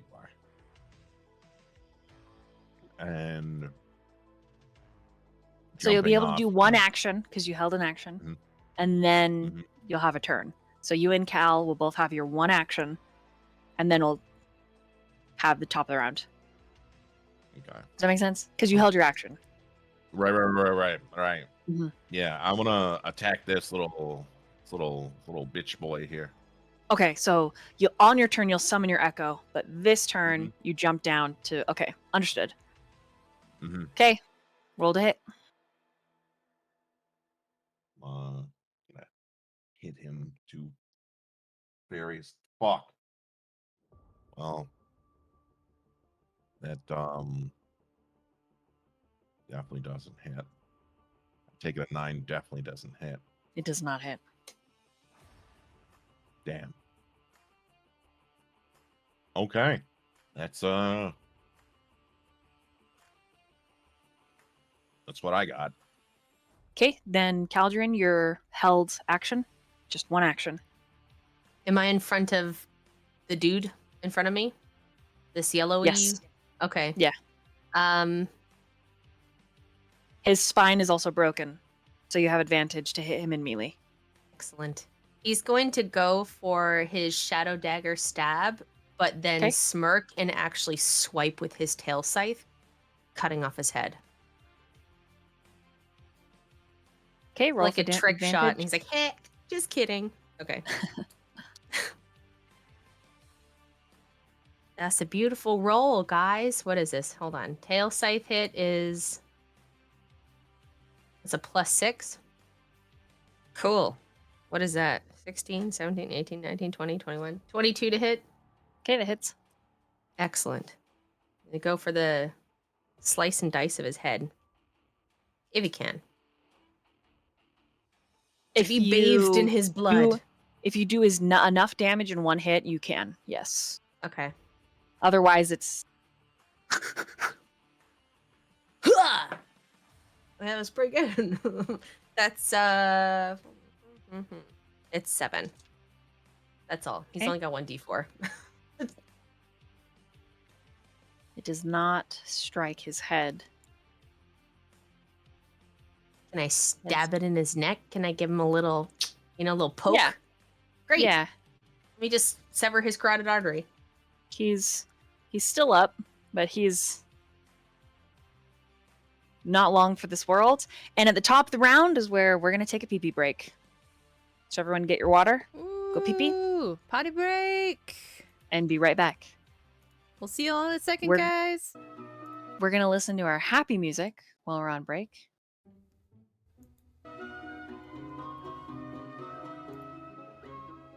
He is your mother now. Okay. Hello, everyone. We're back. We're at the top of the round for combat. With this happy music.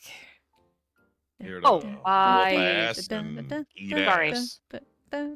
My bad. Okay, hold on. We're good. All right. Ethereal, it is your move again, but it is a full movement this time. A full movement. Mm-hmm. All right. I just want to hit things at this point. That's all I want to do. That's it. That's. Mm-hmm. Let's do it. things. Let's do. I swear to God, Dice, if you fuck me again, that's much better. Does a dirty 20 hit? It does. Blue boy. Fantastic. You stay right there, and I will roll the dice. Hell yeah, brother. That's gonna be 9 damage. Is that correct? Scroll up, you whore. 1 second. I got this. Yes, 9 damage plus 4, so yeah, 13. That's 13 for bitch boy there. I'm I'm an action surge and try to finish this bastard as soon as possible, because fuck him and his family. Because he ain't going back. Does an 18 hit? It does. Fantastic. All right. That's just 8 there. Not a great roll, but still pretty decent. So that's what, like 21 damage altogether? Yeah. 2 blue. Okay, he's still up. Fantastic. Let's see here. I have some things I could do. That's used. Let's click that.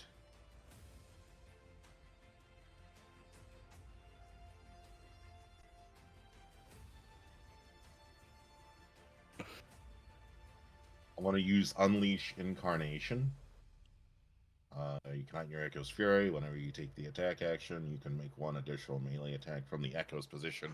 So I'd like my Echo. I don't know if it can attack twice or just once, but that's up to you, I guess. I think it only has 1 attack. Fantastic. So yeah, he's gonna hit Pinky. Okay.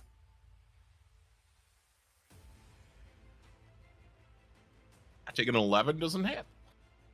Mm-mm. Sad. All right, we tried. Yeah, that's pretty much all my actions exhausted.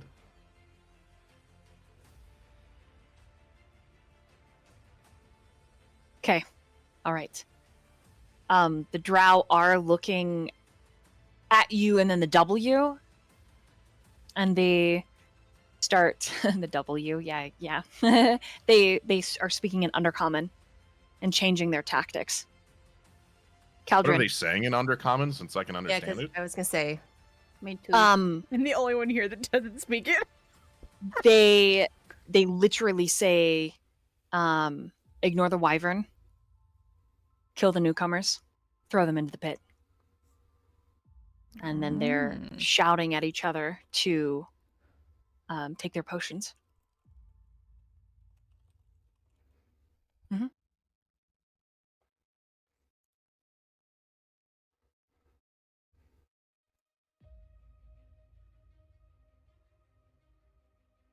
But yeah, Cal, it's your move.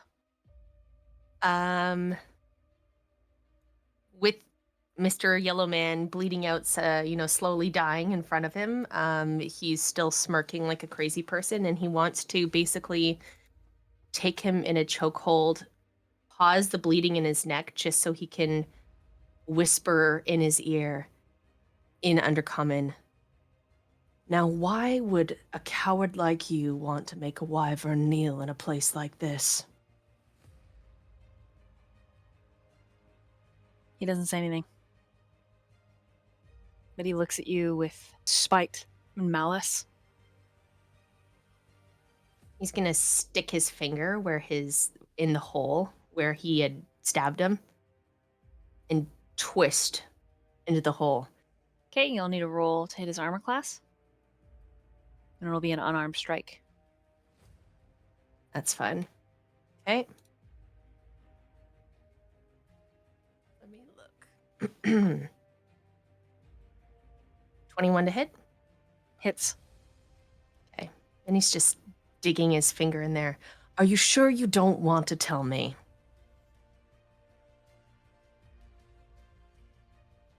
I would rather die. And so be it. And he literally will bite off the drow's ear. Okay, that'll be another unarmed strike. Do you have a secondary attack?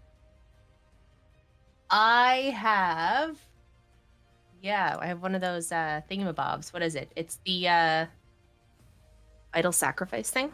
The blood boon.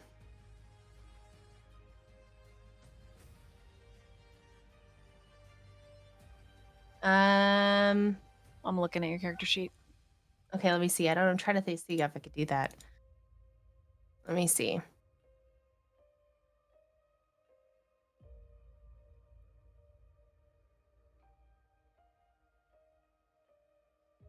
Okay. I don't So know. this is Or is so it? this I've is seen. this. It will take your bonus action to do this, but next turn you can attempt Okay. because it'll add a pretty decent chunk to your spell attack when you hit with an attack or spell, Hmm. and then when you make an attack roll, you roll. You can, yeah, The 1d6, Wow. right? yeah, that's very nice. And then an That's a additional very 2d6. yeah, that's a very nice. I mean, you take damage to do damage doesn't or to care, reduce yeah. damage. Pretty good. Yeah. Okay, I was gonna say I'm looking here. I was like, is that an action as well? But it is.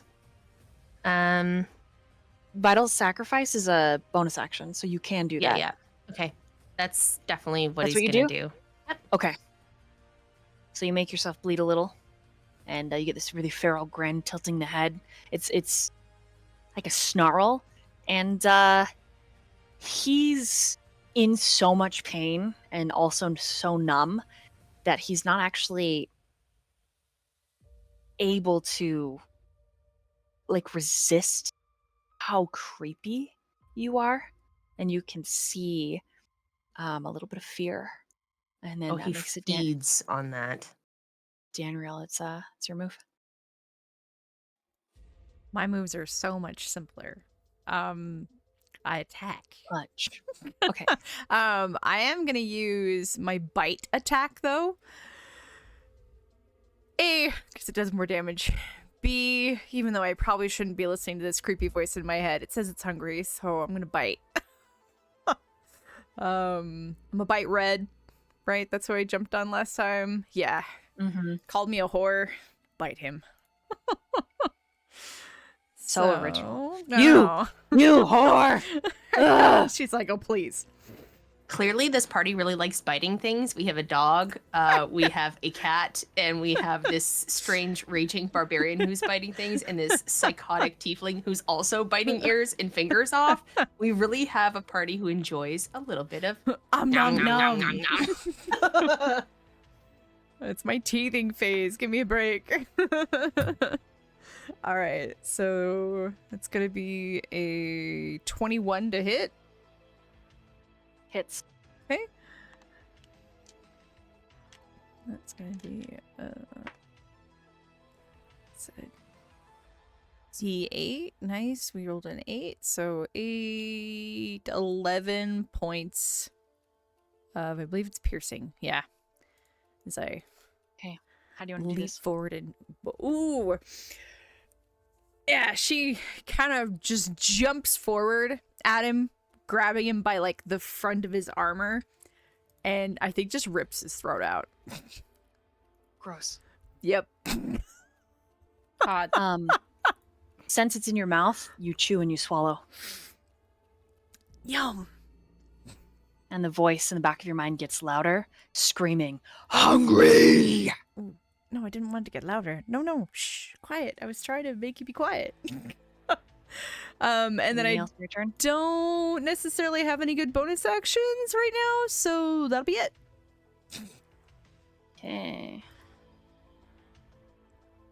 Olvar gets up. His older knees are like, ugh! He slowly jogs over. Okay. He criticals on this guy. So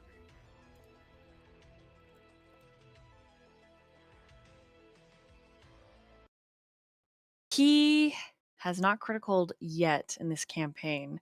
And so I need to describe this. What's everybody's passive prescription? That's 13. 13. Well, I do not see that one. At least it's not visible to my character. mhm. I can only hear it. Okay. Danriel, sorry, what was yours? 13.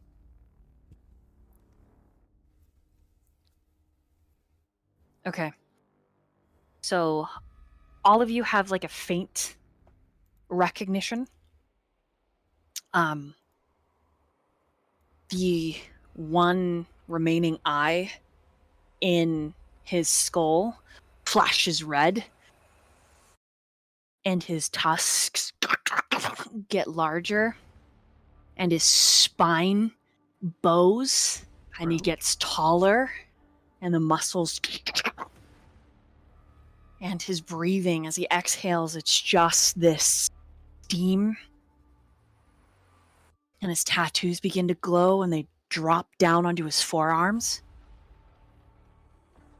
and you just, in Orcish, does anybody speak Orcish? I don't think I do. Let me see. Hold on. Let me look at my languages. No!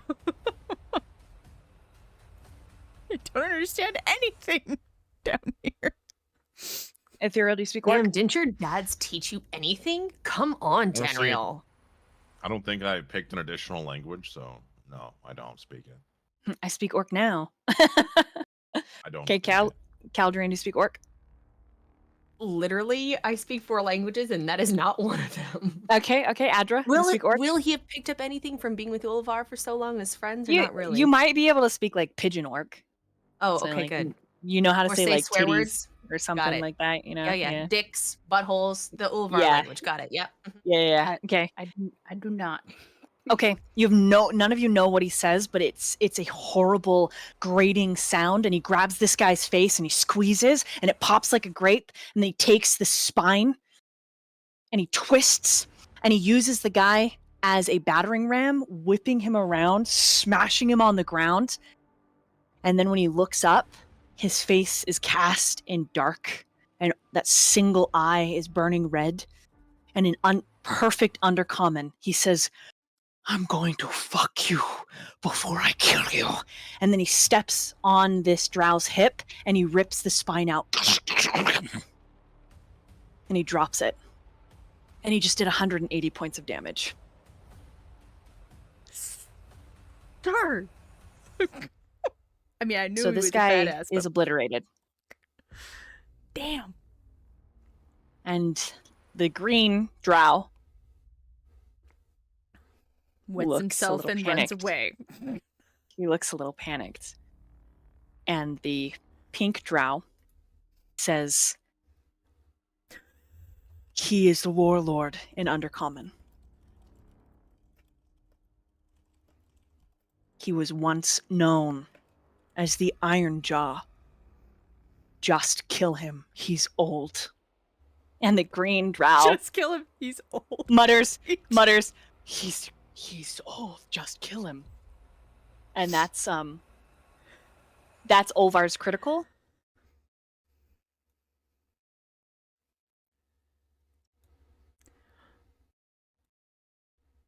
Color me It's an epic impressed. level. An epic level character, you know. Anyways, it's Glyph's turn. And Glyph's like, "Oh my god." What foul language. He just What said happened? that. What was that? He tells you. He's like, necrophilia is gonna happen. He just in Orcish, he just said he was gonna fuck those people. I'm not sure. I need to go make sure nobody's getting hurt. No.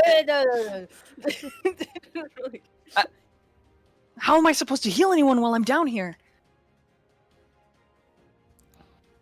It's gonna be okay. Roll a persuasion.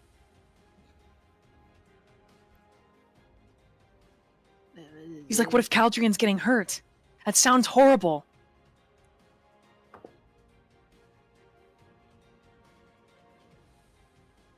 That's really good for me, but I'm sure it's good in general. 14. Okay, DC was 13. He's like, "Okay, you're right. I'll wait. And he's like clutching the dagger and the crossbow, holding them not at all like weapons, but kind of to his chest. "Okay, I'll wait." And then it's your move, Adra. As I'm like, one thing, no, like moving forward, I'm like, I will get there, and I will just make sure everything is okay. But don't rush into anything. Don't be like them, okay? He looks panicked. He looks very stressed. Like as I pass, like ruffle his hair a little bit. Okay, that was 10. $30.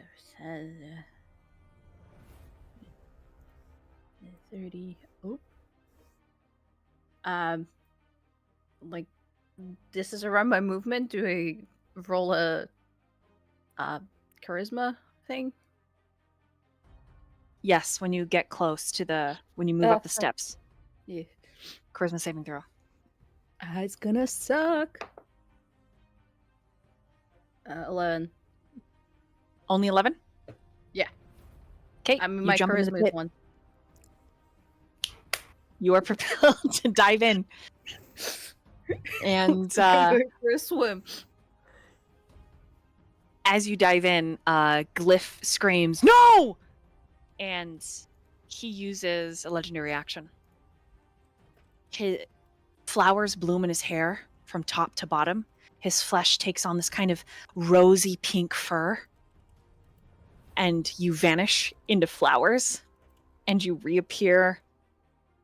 Roll a percentile.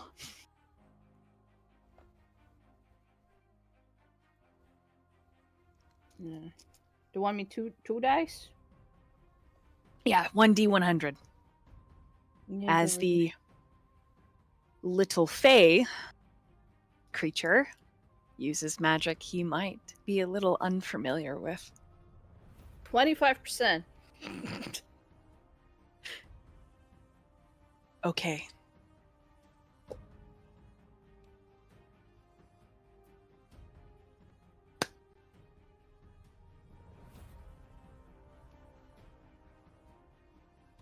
Well, I've got some news for you, Adra. Back into the pit.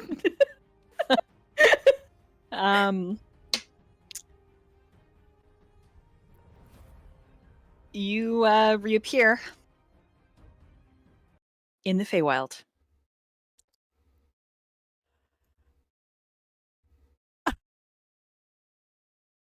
It's pretty. She's gonna have a full-blown panic attack. Suddenly to be out. The sun is shining. It's warm. There are birds. You're there for the next minute. Till the magic brings you back.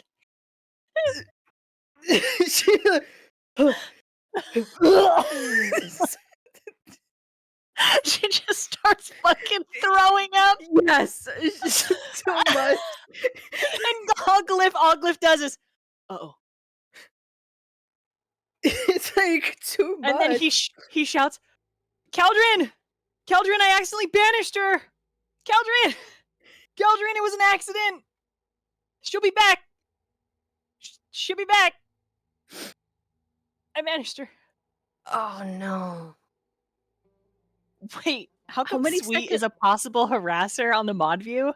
I know, Yeah. I saw that and I was like, I She's- don't know why. Yeah, Sweets always come up as a possible harasser in my chat. It's freaking hilarious. You can change that. But You it's can- I so think you can funny. change But that. it's so funny. It's really funny.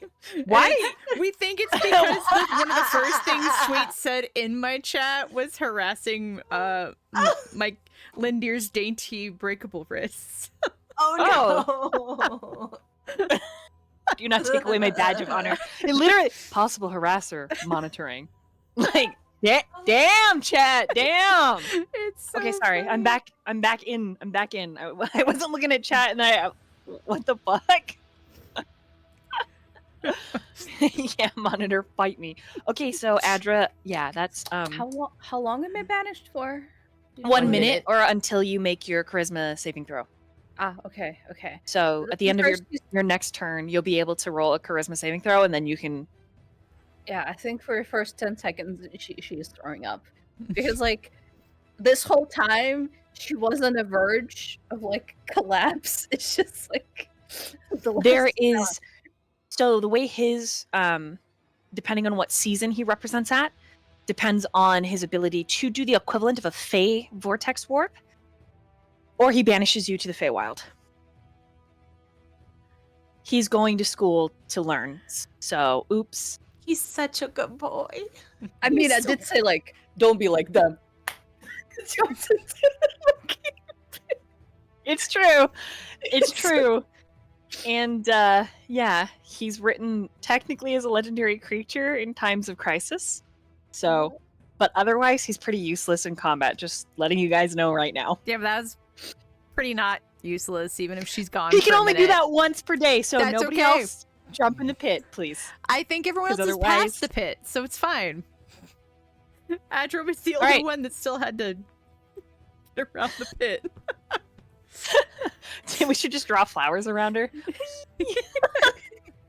All right, it's the Quagoth's turn, and he's gonna grab this guy and throw him in the pit.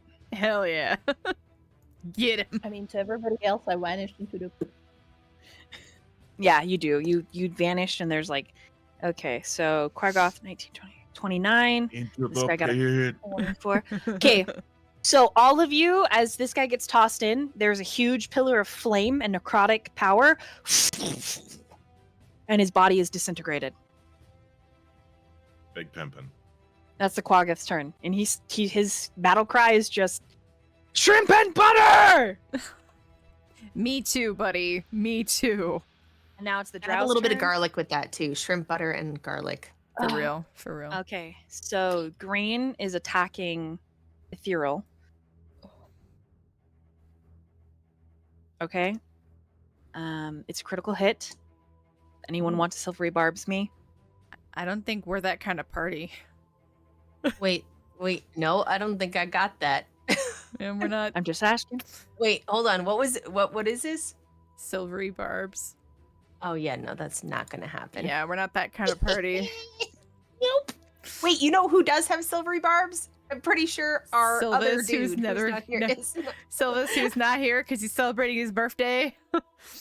that coward. That goat man. So, Come on. With a critical from this drow, he does 20 points of damage. Oof. All right, bet. Better than 180. Okay, and then his second hit misses. Okay, Pink is going to attack your Echo. Hits. Your Echo has 1 HP. Yeah, what Okay. did they roll? 25.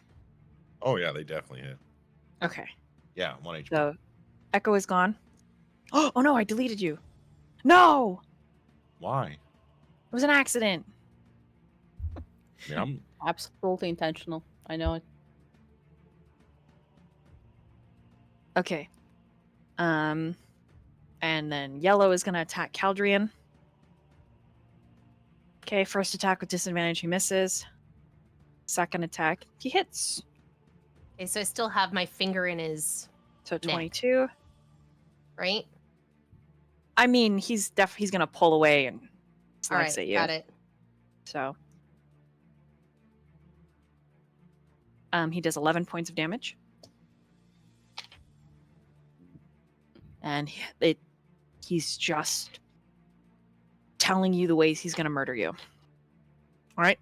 It is the Wyvern's turn. Since you have joined combat and have like assisted, the Wyvern is going to pick up this body, toss it in here, and then the Wyvern is going to leap up and fly, grab this body that's been partially smashed because of Olvar, and grip it in its mouth and flick it up, and then twist, smacking it with the tail like a fastball special, and dispose of it as well. Nice. It's cleaning up Um, the mess.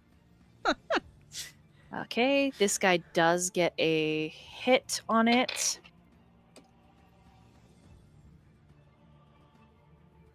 As a opportunity attack.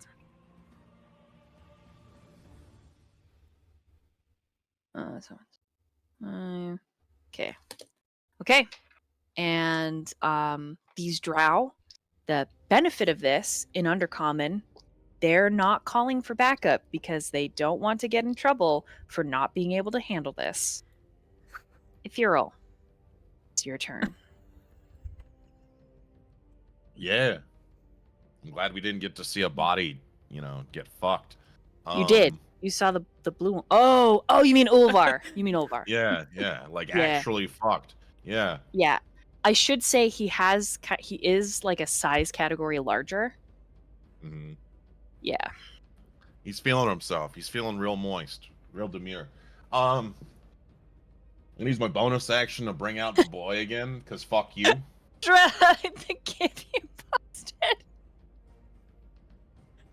Yeah. Oh, so funny. Okay, go ahead, Ethereal. I'm so sorry. No, it's all good. I'm gonna attack green. And we're gonna see how badly we can hurt this little 18 hit. An 18 does hit, yes. Wonderful.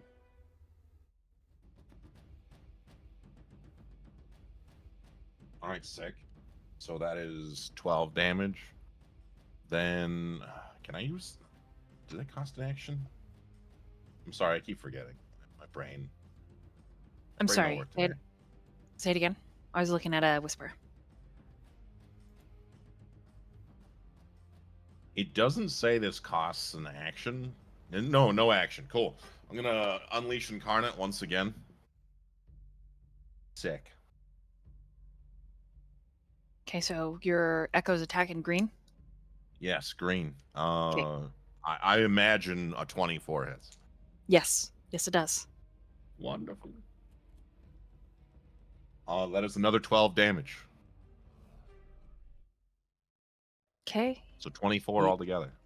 He is still up. Green looks like he was one of the ones that wasn't injured by the wyvern beforehand. Oh, Yeah. Pink as well. can I like say anything to him? Does that cost Yeah, of an course. action, or can I just No, move that's on free. by? It's free action to talk. In like undercommon, he's just gonna say to the drow. Unlike the orc, I'm not going to fuck you. I'm just gonna stick my hand so far up your ass I'll use you like a muppet.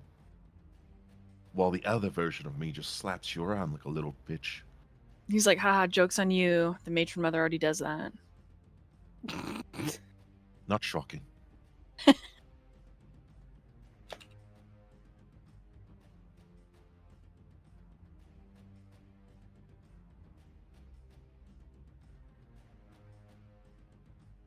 Okay, then it's going to be Caldrian's turn.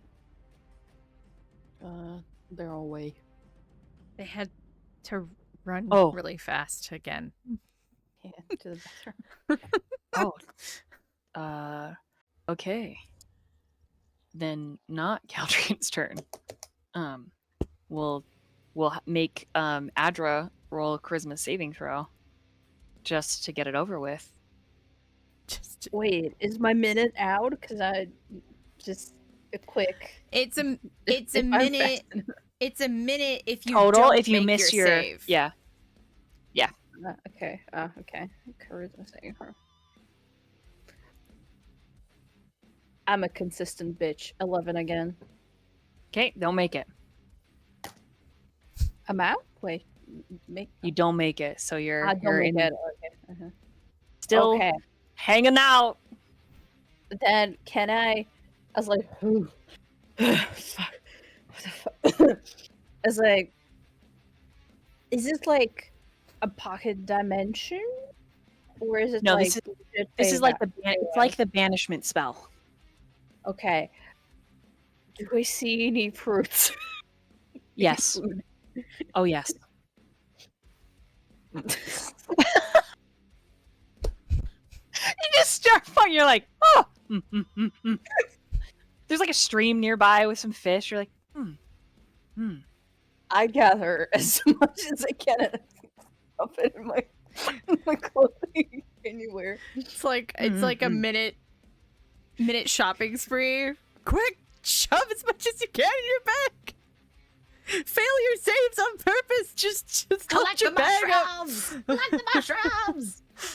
I mean, we can roll like something me understanding the situation I'm in. Like, do I think like I'm out or not? Like, what would be the correct approach to this? sorry, what? What do you mean? Do I roll like, I don't know, maybe an intelligence thing or something like that to understand what just happened to me? Like, 'Cause, does like, she do I- realize she's banished, or does she think she's That. gone out of the Underdark forever? Yeah, you can roll. I'd let you roll a insight or intelligence. Okay.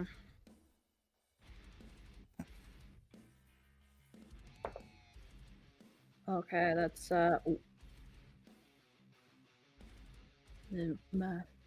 25. Yeah. You're like, okay, I'm on a timer. The kid's magic can't be that powerful. Okay. Save my life. There was no circle. He didn't touch you, so it couldn't have been a plane shift unless he had it like spell stored, and he doesn't have any items. So you just sort of logically put it all through, and you're like, okay, I'm okay, all right. Yeah, then I start collecting anything edible that my eyes fall onto. Okay, roll survival really fast. Survivor. Mm-hmm. 11.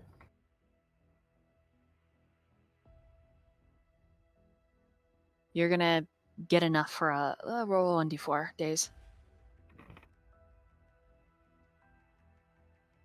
1. 1 day. I think that fits with an 11. Mm-hmm. Okay. So that being said,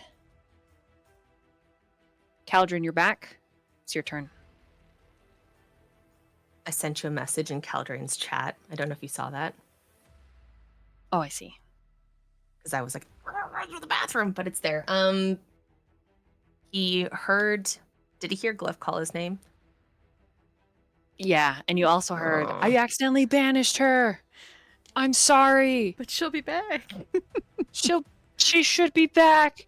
I'm just letting you know. I think she's okay. Oh, 9 hells. Caldrin had said that if Glyph needed him, he would call his name and then he would return to him, and he is pissed. He's like, I am in the middle of a beautiful torturing session, and this idiot has fucked up again and is ruining my fun. And I have to go and protect his ass because he's done something stupid. And what if he gets hurt? What if he's in trouble? What about the dog? Where is she? What the hell is happening? Caldrin is going to do his best to quickly dispatch of the motherfucker who hit him and the one he's been poking around in his neck. And he is going to try to quickly dispatch of him. Roll a hit. And then he might take a token or two from his dead body. Ooh. Yeah. He's literally going to try to get his fingers back into the guy's neck and pull out and rip out his throat. Ooh, okay. Roll to hit. And I'm assuming you're using your Mm. your Mm. okay. Mm-hmm. So you'll do You a little doing bit of it. extra. Little You do what, bit extra 2d6 damage. extra damage? Yeah. Yeah, and he's just hoping to cause as much blood on the ground as possible for later activities. I'll show you. You can see it. We talked about this before. This. So unsanitary. Yeah, well. Yeah, no, I get it. Yeah. Okay. So, oh my God. That was a nat 20? Okay. So you do double max damage. Oh, good. This is going to be fun. Quickly dispatch, guys. Quickly dispatch. Yeah, so plus that extra shitty damage. Oh my God, this is like me trying to play as Sidriel again. Got to calculate all the extra shitty Good damage. luck. All right, so is this still considered an unarmed strike, or is he just, I guess, right? Yeah, unless you're using your tail. Trying to think. His whole purpose is to rip his throat open and tear out its insides. So it's like a slice and grab. You know what I mean? Does Yeah. that make sense? So I guess So like you're the gonna tails, probably, yeah. tail first, and then just like a. Can you do that? Yeah. Okay. I mean, So we double max. so double damage. max damage. Got it.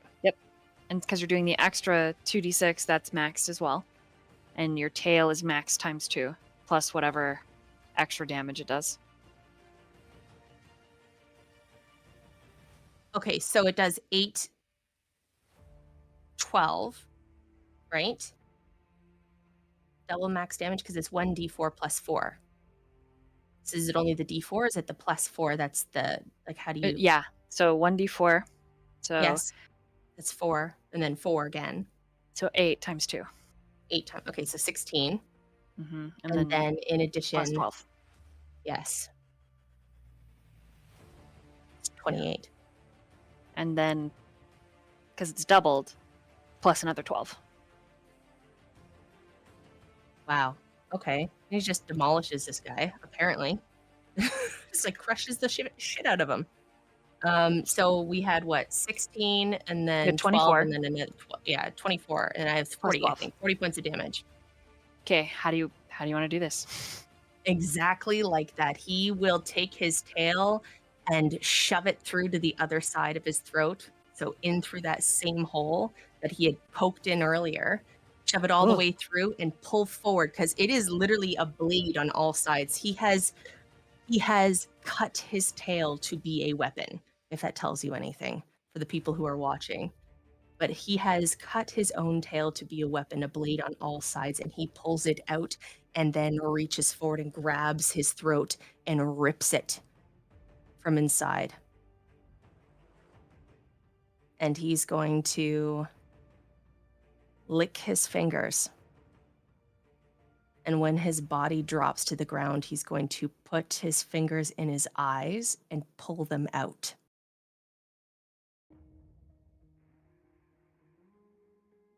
And that will be the token he takes. Gross. Okay. Hell yeah. And of course, he offers the body.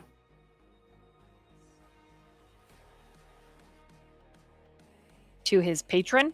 Yes.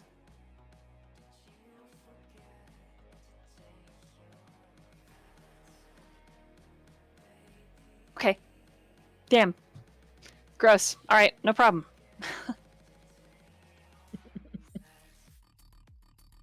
This guy's obliterated. Literally.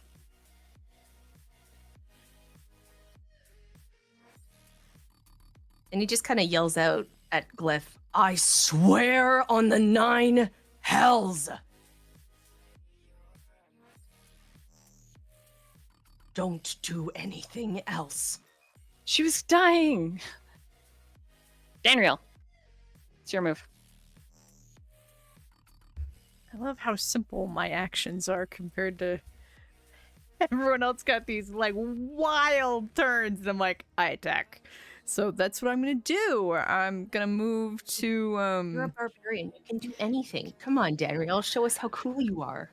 I'd say better simple than stupid. so. Yeah, no, it's great. I'm not complaining at all. I told about me jumping to the pit where you're looking at me like I mean you. No. I am gonna shift over here so I am next to, I don't know if this is ethereal or ethereal's double, I don't remember, but I'm gonna attack Pink. Is Pink attacked the wyvern, right? Yes. Yeah, I'm gonna attack Pink.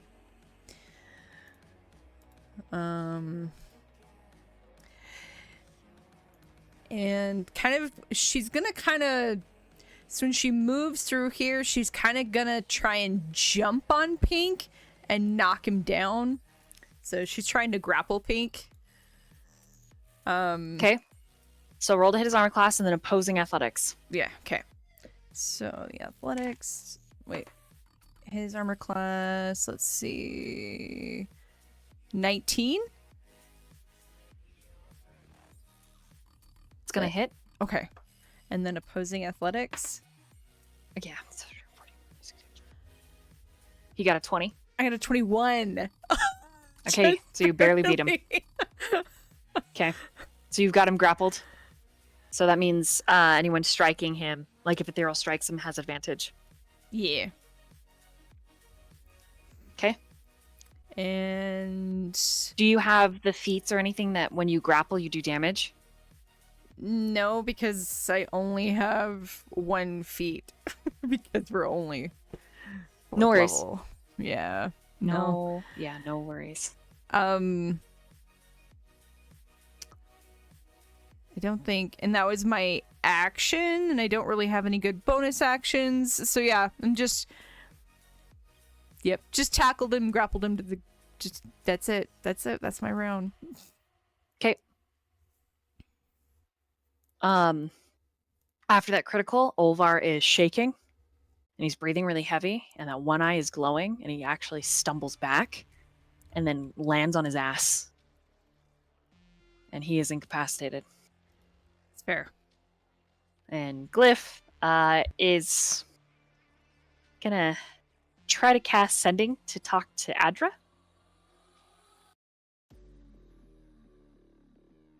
Does not make it through. Fuck. Okay. Adra, we got your turn. Quaggoth's move. Quaggoth is gonna leap over here. Swipe at green. And is gonna miss. Damn it. And He missed had both guidance. attacks. Oh. Guidance. Okay. He'll hit once.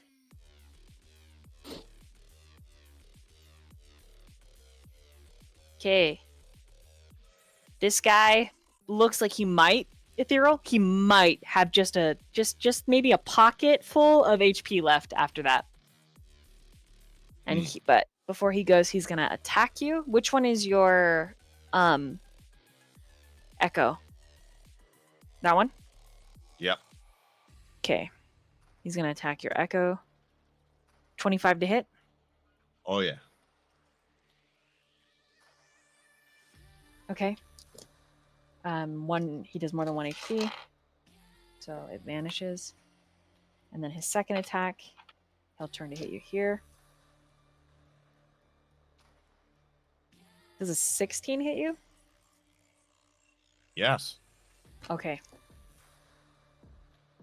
Not very good. 10 points damage. All right. Okay. And then it's Pink's turn, and Pink is gonna he's gonna attack Danriel. Does a 24 hit? I wish I could say no, but yes. Oh wait, hold on. I do have a thing. Can you do the thing while you're grappling? I don't know. It doesn't say I can't, so it's kind of up to you. It's my tail reaction.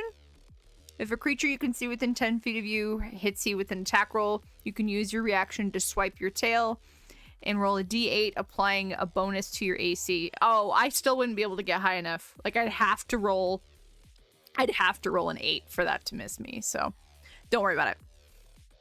Okay. Because if he got a 24, yeah, he can have it. He deserves it.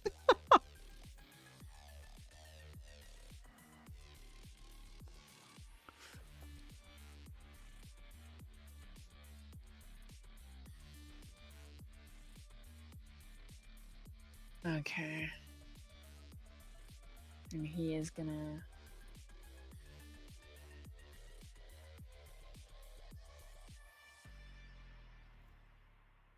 try and attack again. And he actually misses. Did he do damage on the 24? Oh, in the first... Oh, he did hit you on the first one? Yeah. I thought... Okay, so... No, because I was saying that 16. even if I used 16 my points. ability, I probably wouldn't get high enough, so... Okay, Because he so rolled he so high. hits for 16 points of damage. The second attack, he misses. Okay. And you still have him restrained or grappled. Okay. Ethereal, it is your move. I'm gonna second win, but I also sent you a DM in my chat, whatever.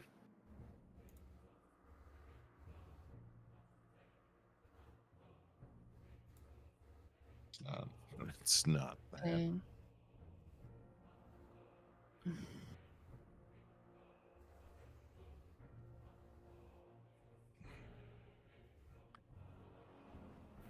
I'll Okay. take that.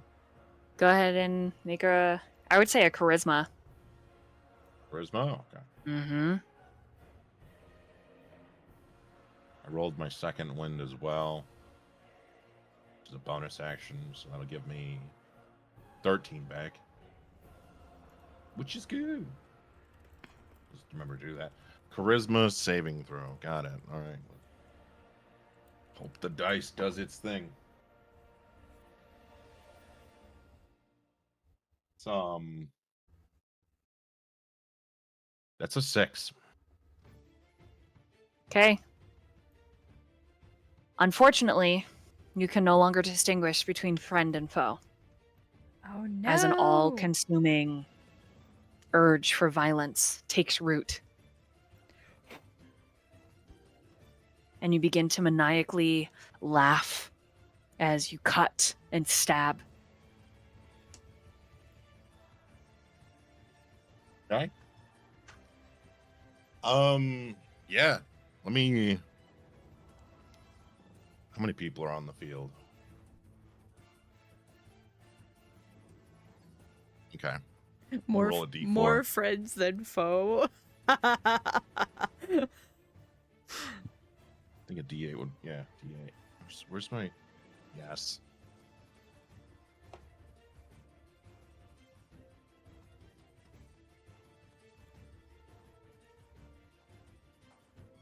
Hmm. I'm sorry, Caldrian, but you're going to be attacked. Sorry, he'll like it. Legit, Does no a health 24 left. I'm hit? oh shit, yeah, fuck, dude. I don't have any health left, man. Because you got critted on You're that one about to round. fucking fuck me up so bad. Oh shit. 15. Yep.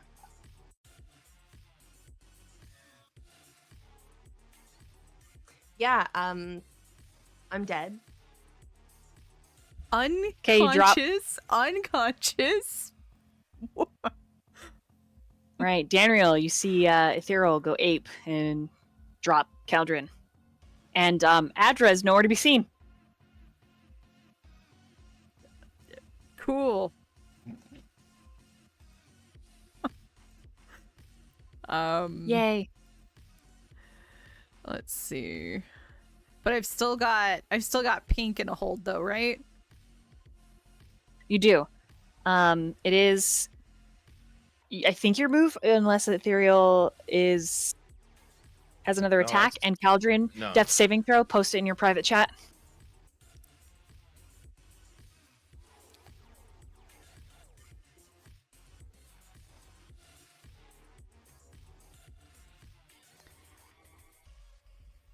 Okay. So if I still have a hold of pink, Yes. I am going to bite into pink.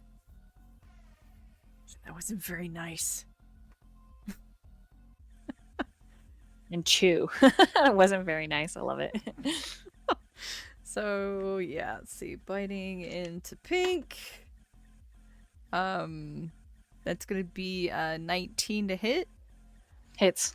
and bite damage. I forgot to tell you the Wyvern did it to also attack pink. Oh, nice. Just so you know. Good. Yeah, I'm I glad. didn't describe it. I'm sorry. That's okay. I'm glad. I wanted to be like, here, I hold, you punch. Yeah. Perfect. I did another 11 points of damage to pink. Okay, how do you want to do this? Gosh, I think just the same way she took out red. She's got pink in a grapple and just rips into his throat and then drops him. Okay. And then I think is gonna look at Green, who is now the only drow left and is surrounded. Point at him, say, "You're next." Ooh. All right. I gotta make a saving throw. That's my round. Okay, Oliver tries to stand. He falls back onto his ass. And he's just like, go Danriel. Mumbles under his breath, too old for this shit.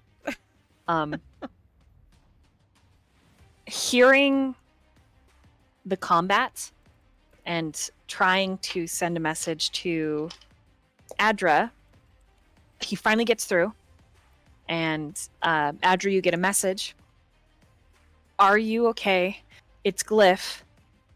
You'll be back. Sorry, my magic is wild.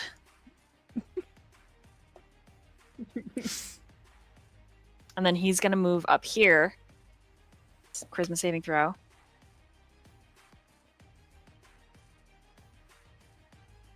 Okay, makes with a 15. And then he's gonna move here. And that's all he can do. He sees that Caldrian's down and screams his name. And when Caldrian doesn't make a response, he screams, "You said you would come back for me when I yelled your name! What are you doing? Get up! Get up, Caldrian!"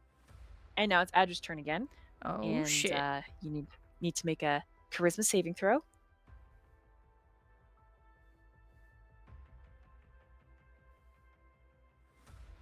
$13. Let me look at little Glyph. 13 is not high enough to break his. You're just a little bit. Just a little bit.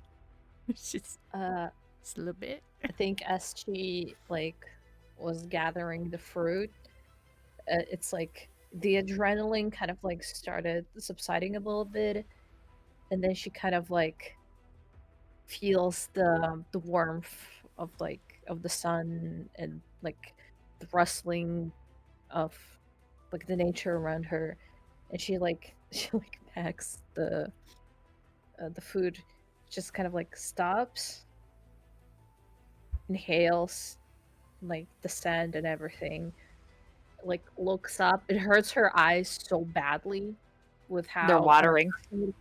But it hurts so good. So she just as she clutching the food, she is it the message thing only one way around? It doesn't. You can can't, reply. You can reply. She doesn't. Okay. She doesn't reply. And she just stands there, looks up. Eyes burning, but she keeps looking up, and then it's just it. The tears are falling from, it hurts, but it also just seeing the sun in any type of nature after so many years, and probably realizing that it's potentially gonna she's gonna be understanding she's not gonna stay here for long. She's just I think just stands there, soaking up the warmth and the light, and just freezes there for a moment. Okay. Beautiful moment. You soak it in. And then we shift back to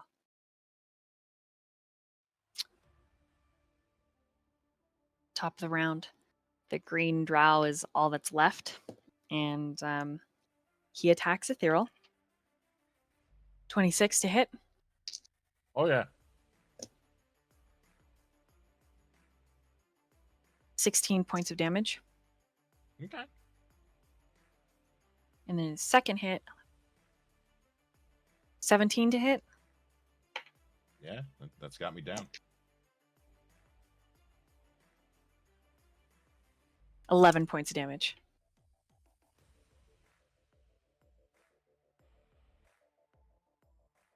Yeah, I am down. Okay, so you and Caldrian will be making death saving throws. Yeah. Just as I So took both a of very you- special Very special cantrip just for this type of scenario. I'm away. Meanwhile, you're enjoying the sun. I need both of you to make a death saving throw and put it in your chats.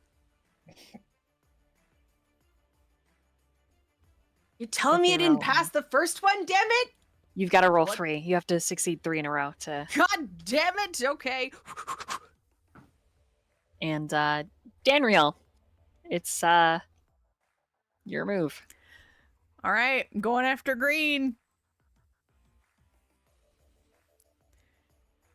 Because it's all that's left, and I told him he was next. That's a 21 to hit.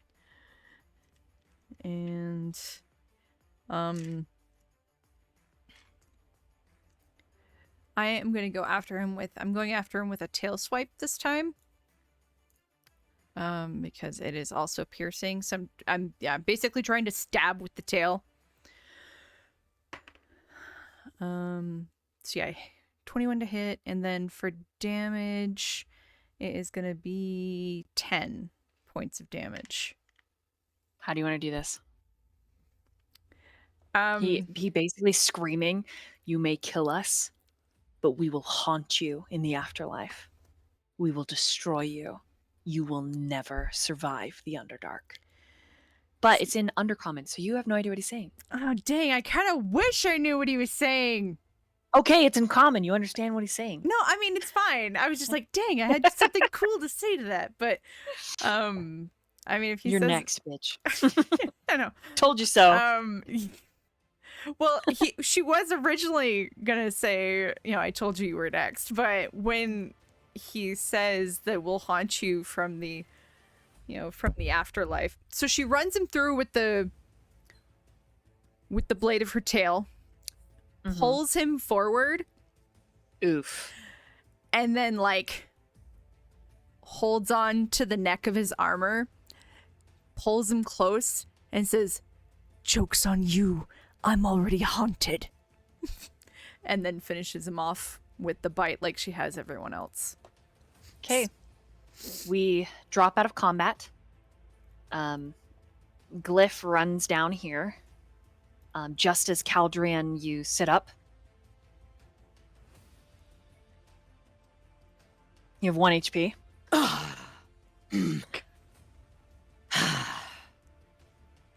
Glyph throws his arms around you, only to realize Ethereal is not getting up.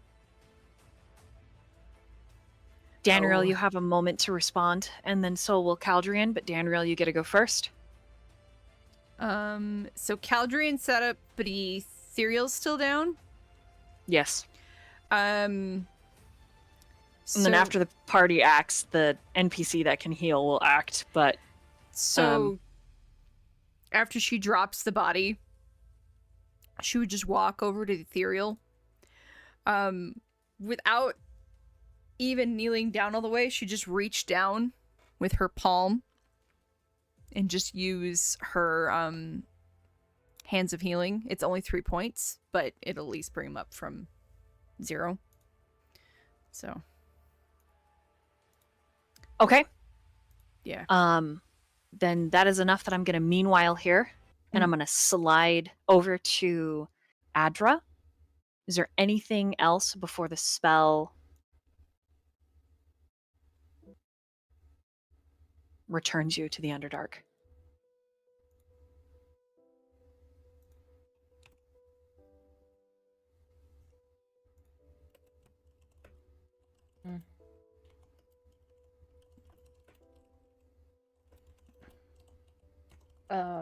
I know she kind of looks around, actually taking in her surroundings, what does it look like in general? Kind of trying to, take in anything that's around her.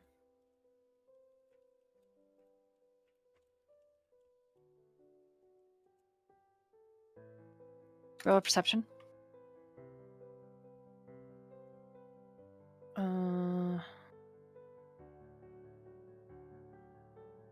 17.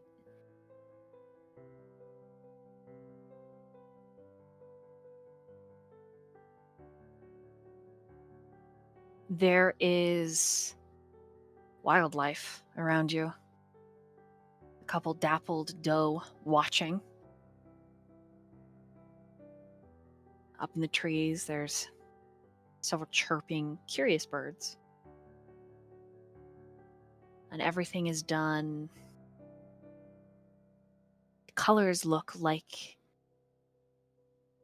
a painting.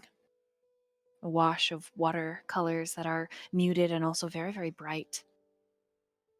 Several of the trees have violet and pink leaves that then drop into this deep indigo. Their trunks are green. And the ground itself is just covered in this fragrant moss.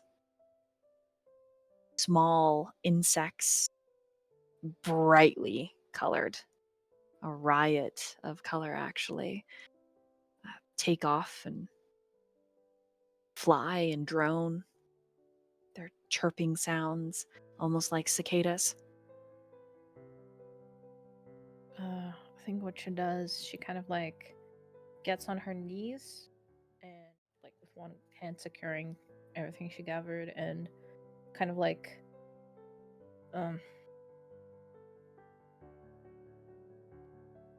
putting her hand into like the grass and the greenery, like trying to feel the texture, and then just kind of like curls up onto her side and like she's like sobbing really badly still. It's like to the point where her like bottom lip is like quivering, but like she doesn't allow herself to sob out loud.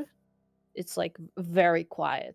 It's like as if like she doesn't make any noise at all. Like I don't know how to explain that. So like everything surrounding her is like a vacuum of stillness, but everything around her is like amplified, all the sounds, and she just like curls into her side and feels the softness of the moss and keeps like taking the sun in and just like closes her eyes and just like lays like this. As you crawl into her side, you feel a presence. And someone kneels down just behind you. And a soft hand touches your shoulder. She like flinches, looks back. He is the color of winter. Long, pale blonde hair. Blue eyes. I want to give all of this to you. As you recognize Mir.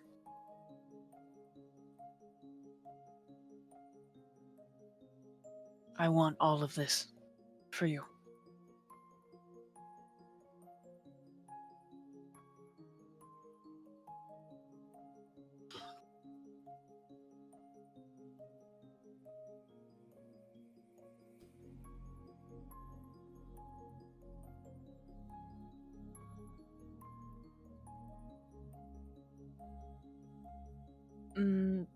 She stays quiet for a second. She's only glancing like from the side at him.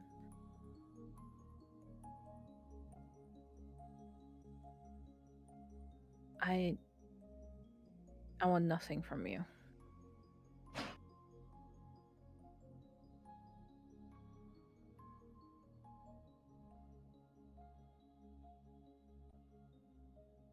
Because I feel like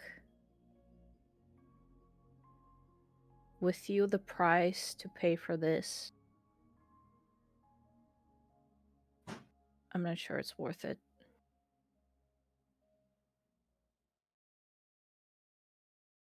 I'd much rather just feel this much. Like, well, I can. But we had this once.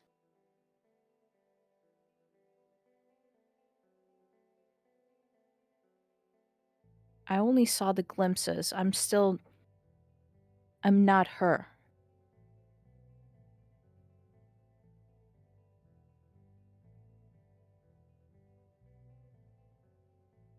I may vaguely understand this everything, but I'm not them. I'm different.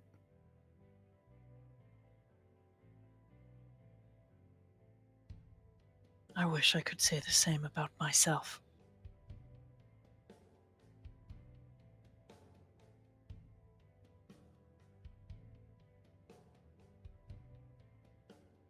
There is no price if you come willingly. And he kind of squeezes Adra's shoulder. She tenses up a little bit and more like relaxes back into the ground. So like she's not looking his way. There is always a price. One way or another.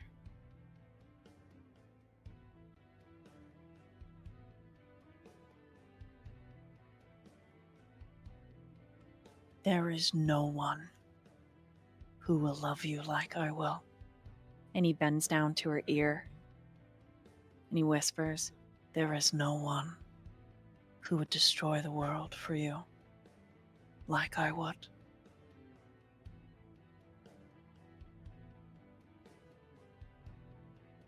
and he kisses her ear. And what's Adra's armor class? 15. Okay, he scoops her up.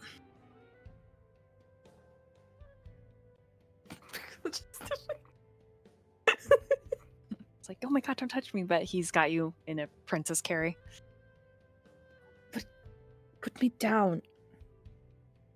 I can give this to you here and now, or I can take you back to the dark.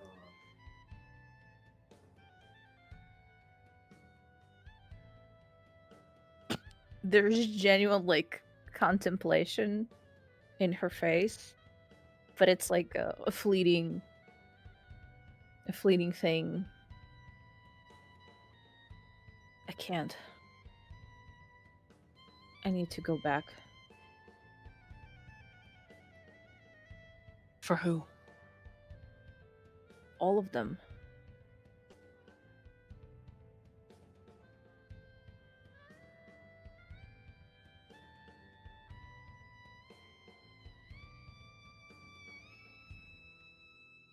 I can't just leave them there. I'm not sure they're gonna make it out there without me.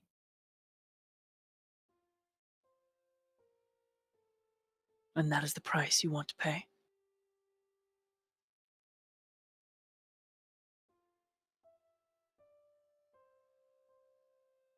I suppose. It was always in the back of my head that I will first do everything in my power to make sure everybody's out. I wasn't not in that equation. And if I give them freedom, would you join me? And the energy kind of changes between the two of you.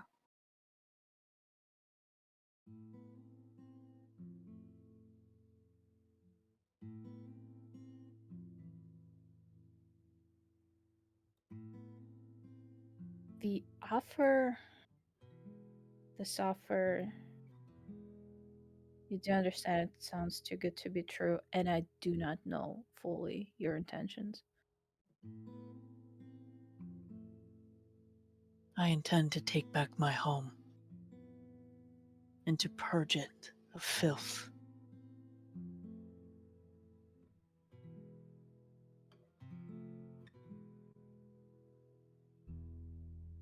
I'm afraid I don't share this desire for this much destruction.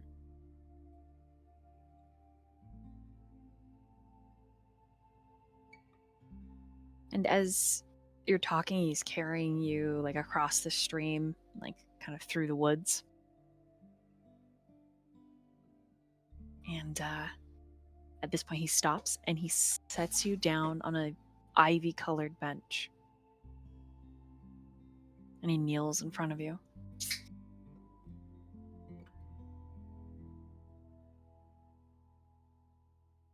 Your moments, you can feel the magic starting to tug at you to pull you back.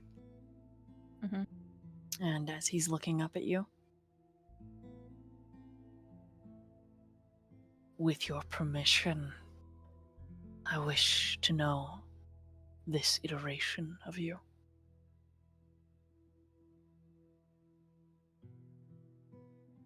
As he kneels in front of her,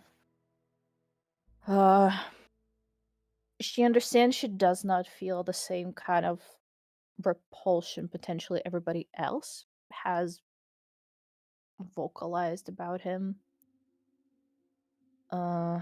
With one hand, she like caresses his cheek and like leaves it there, kind of studying his face.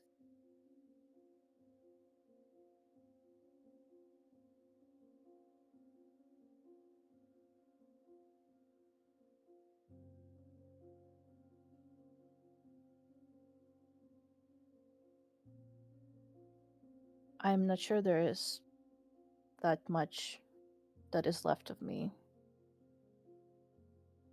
to know, to love.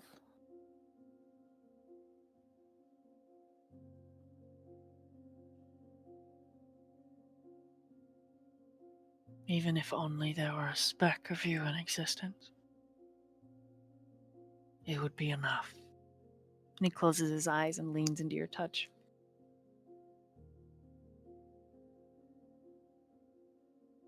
She feels her eyes watering, but mostly from like the sentiment of like the words, like very kind words towards her.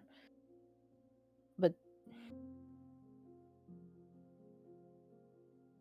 it still sounds funny hearing this because in my head we're still strangers and it's silly. You caring so much about this broken thing. He turns so that his mouth is touching your palm, and you start to Who's this? Oh, this is Jimmy. dematerialize as the magic begins to pull you away.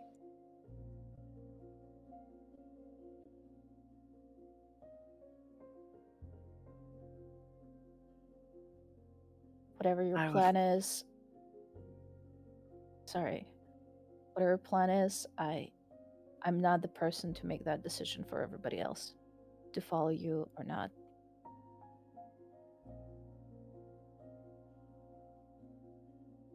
Worry not.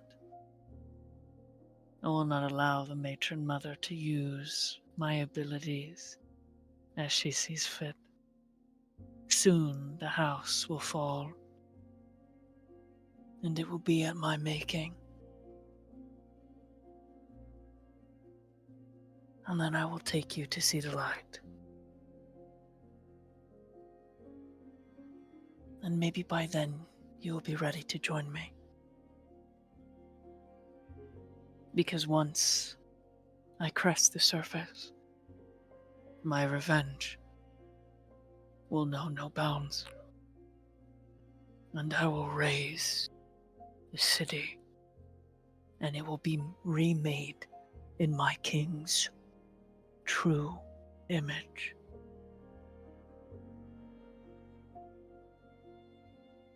As she keeps dematerializing even more, her hand kind of like travels from his cheek, throat, and towards the place where she stabbed in that vision. You know And that there's kind a of scar there, even though he's been reincarnated. Through his robes, you can feel it.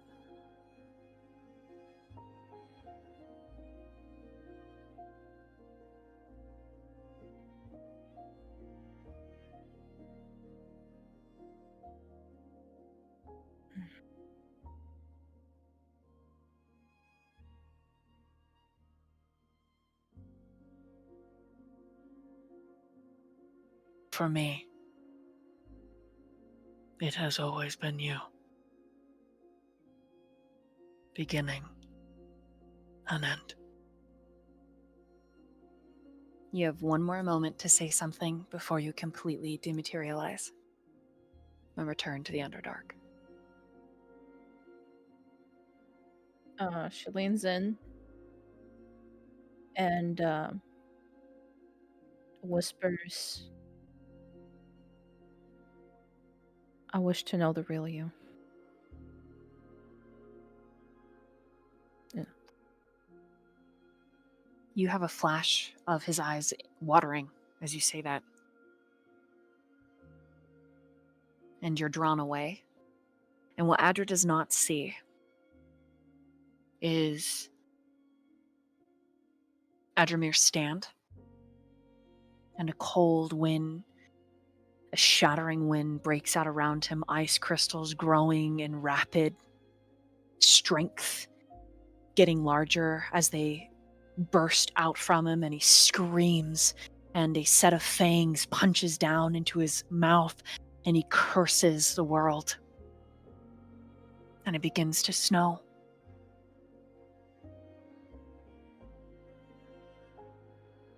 And then he vanishes in frozen crystals.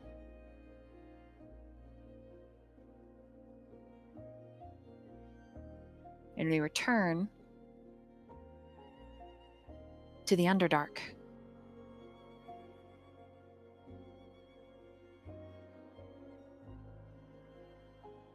Adra, for you, it felt like an eternity.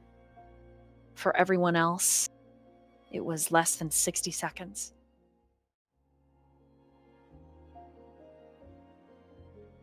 Caldrian, Danriel has just healed you for HP, or Ethereal for Ethereal, HP. yeah. And so you are blinking back into reality. You have no memory. After the Quaggoth, the entire battle is a bloodstain on your mind. And the anxiety that it has left is like an internal scar. Your insides feel raw, and you immediately begin to throw up.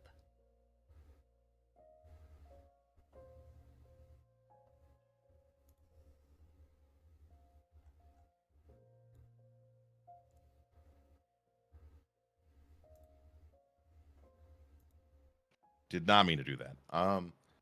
He's going to like sit up, just kind of like with a look of bewilderment.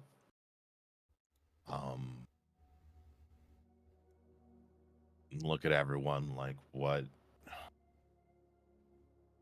Just like lost. Like trying to recall a memory he can't quite grapple onto or hold on to. I'm sorry to... I guess we won the fight. I don't remember. Indeed.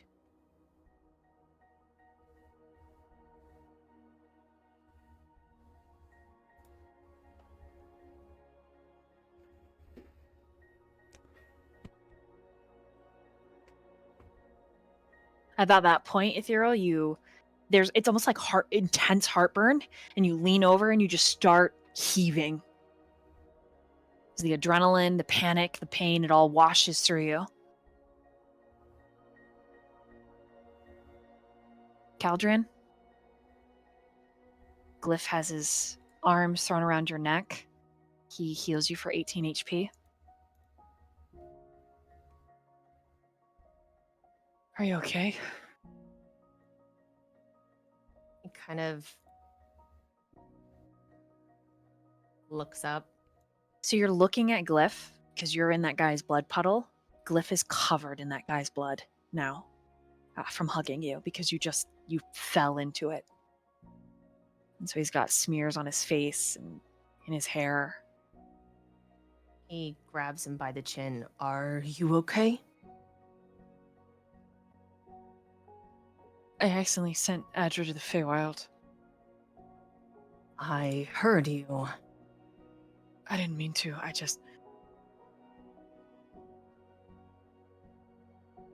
Oh, I love you. And he just holds on and is crying because he saw you maybe dead. He's just sitting there and he's like, I'm fine. I die, I come back. I told you. It's fine. I don't like it. I don't. He just squeezes you. That's why I told you not to come down here so you wouldn't have to see.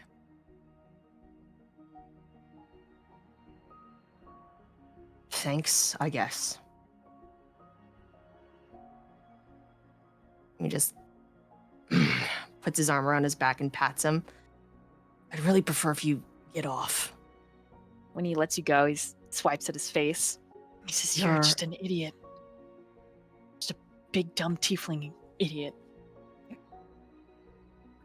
Big, dumb, sexy tiefling idiot. Yes. He's just sitting there. He's got like this scowl on his face. Like he is so incredibly annoyed.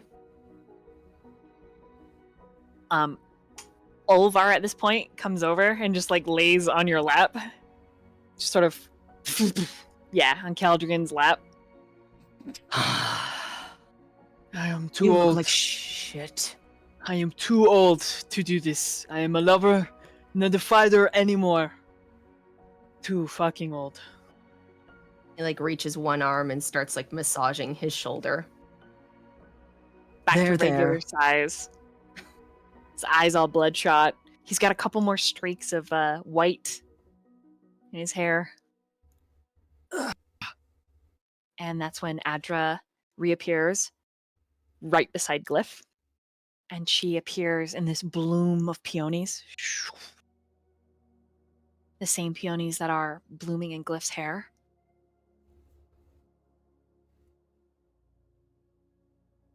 And the wyvern has been like licking at its wounds. And it looks up when Adra appears, tilts its head to the side, very intelligent, watching all four of you.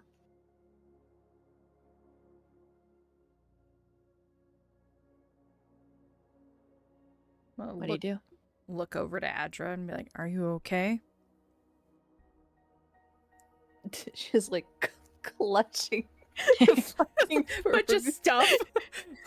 Yeah, but at the same time, she's like deadpan and just stands there, her eyes darting around, seeing the darkness, even though logically she made the choice to return, but it's still hard.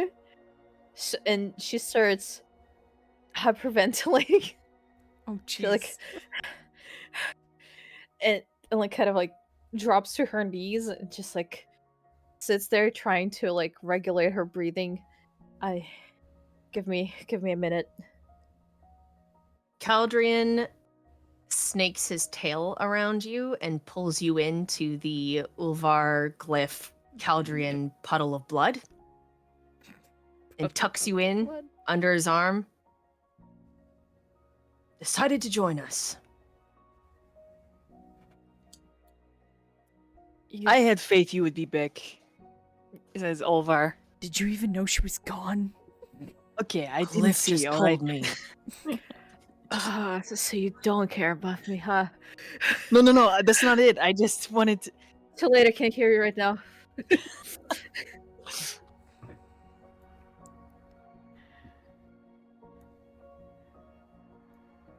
Anyone else coming to join us in this puddle party?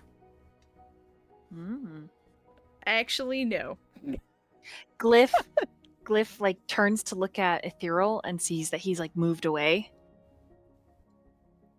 The wyvern does shift with you, Glyph. Like not trusting you to go anywhere behind it. It kind of backs up, head dropping low, neck sort of filling out,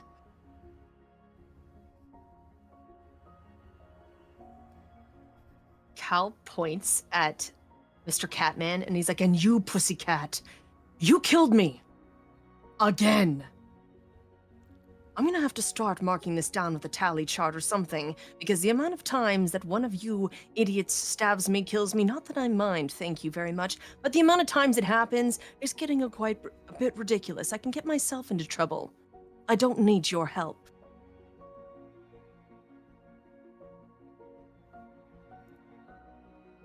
Does Thero say anything to that?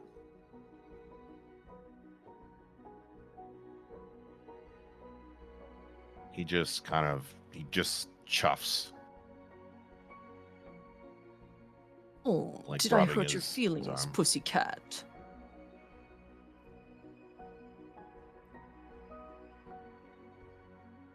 No, but you might want to mark down future tallies, because it will happen again, whether I want it to or not. Do you have a thing for killing your allies? No. It's indiscriminate. So it's why am I telling you this? Fuck off. You killed me. I think I deserve a little bit of an explanation, don't you? It's only fair, pussycat.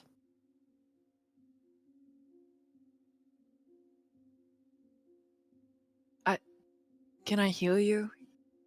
All? Is that okay? You have to get a little closer though. Come, Don't join our touch me. cuddle puddle. I'd rather not be near anyone right now. Okay. Glyph just kind of shrinks back a bit. Olvar has just kind of wormed his way to Adra and has wrapped himself around her. I'm sorry, I did not see that you... Are you okay? Like, presses her head into his chest, trying to hear his heartbeat, to kind of like concentrate on the rhythm. As she does this like calming thing, and just like, not gonna lie, it was kind of hot. the, the Huh? whole the whole beast thing. Oh. That's... Hmm. And he gets real serious and just quiet.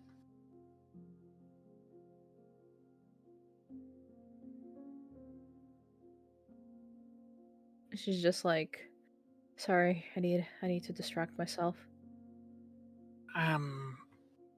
Okay. I could help. Hold on, let me think. And he just lets out a breath.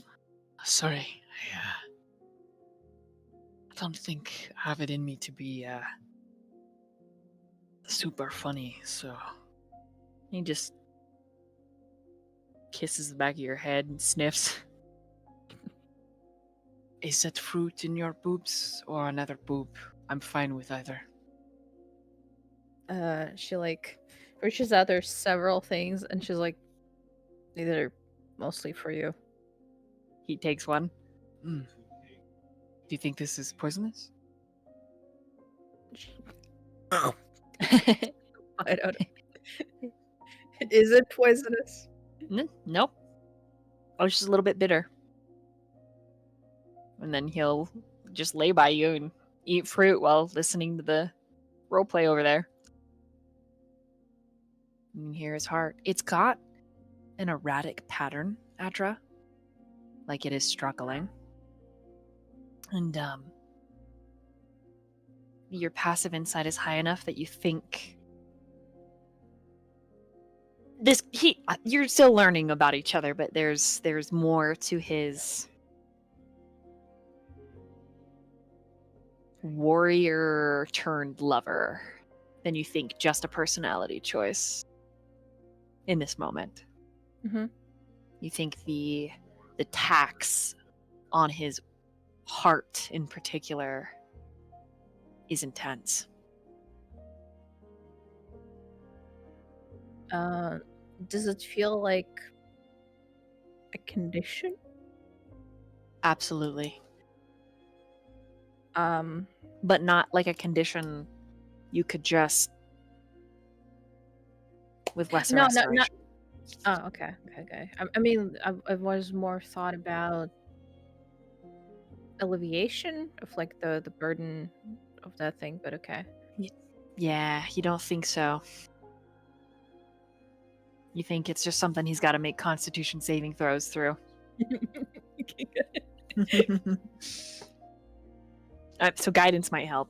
But Yeah, otherwise, that's what I was thinking. Mhm. So if chat or us were able to give him inspiration specifically towards those constitution rolls, could we do that? You can. Like, He did. This is for the Ulvar constitution roll bank.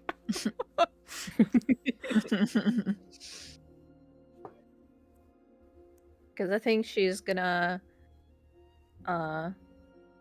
like put her hand like kind of here, like on the side of his neck, and Mhm. then kind of like do the guidance thing to kind of help him out. Hopefully.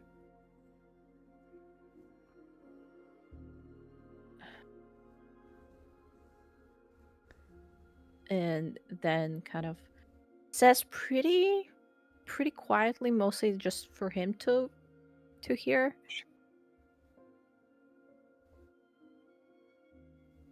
I saw it. I saw the sun. Oh, good. Deserve the sun. I'm sorry I had to come back.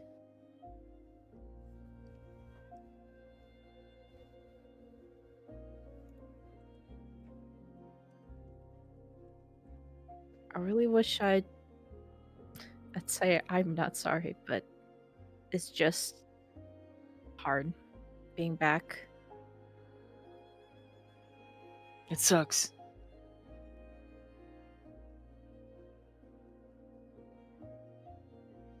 Feel however you feel. Wraps his arm around you a little tighter as he eats the bitter fruit, taking a bite, sharing it with you, back and forth. And then we go back over to Ethereal and Caldrian. Glyph does not make a move to heal you. He moves to heal Adra, Ulvar, Danriel if Danriel lets him.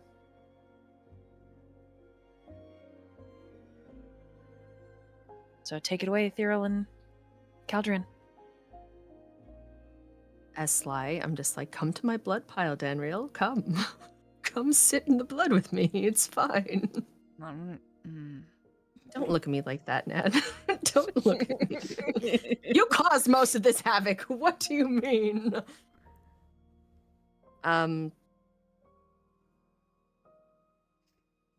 Cal will look at Ethereal. I do hope you realize that I'm not actually serious. I don't really care that you've killed me. If anything, thank you.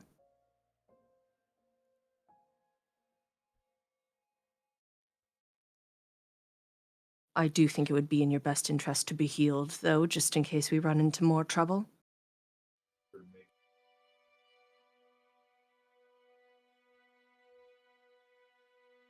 So what do you say, pussycat?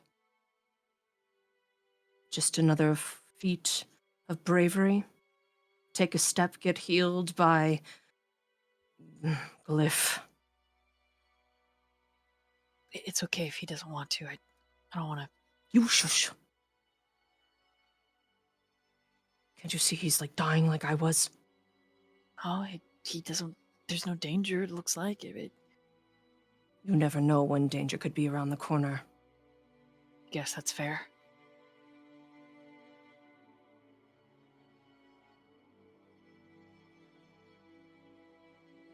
I don't have Fine to. as is. Oh, You are a stubborn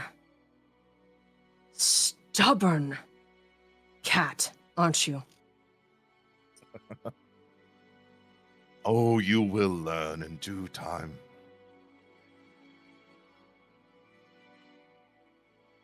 Stubborn and full of spite.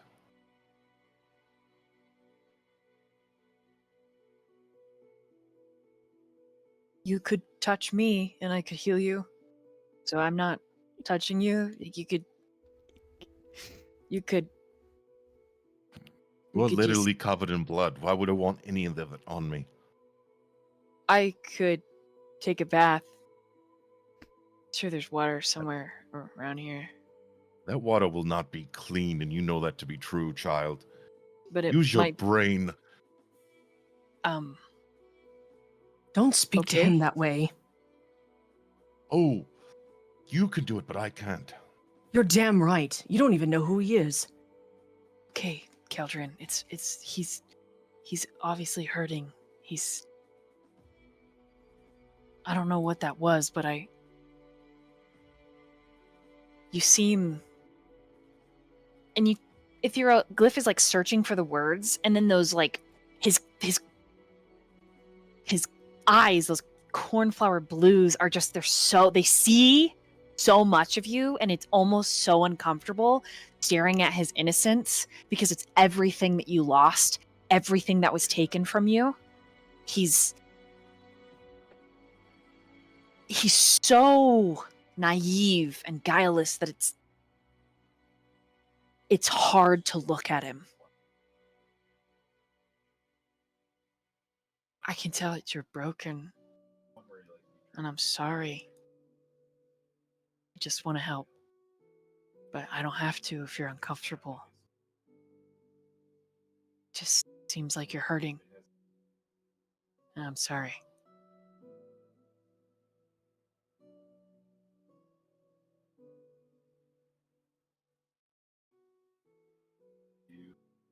I would say for Ethereal, it feels like you're looking at yourself when the abuse first began, before you were broken.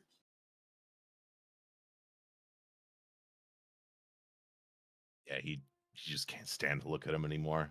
He just turns his back to him. Okay, I'll just make myself small. Caldrian pulls Glyphin closer. Just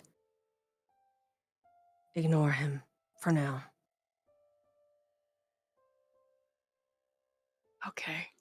I like picking peasants because That isn't your fault. He's going to heal you 12 HP. Then I'll move over to Olvar and heal him 12 HP. Then move over to Adra, 12 HP, even though he didn't take any damage. I'm full. And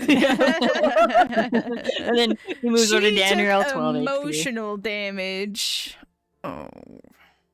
And then anything else for Ethereal, or are we okay to move to Danriel? Is Mr. Sir still around? Did he?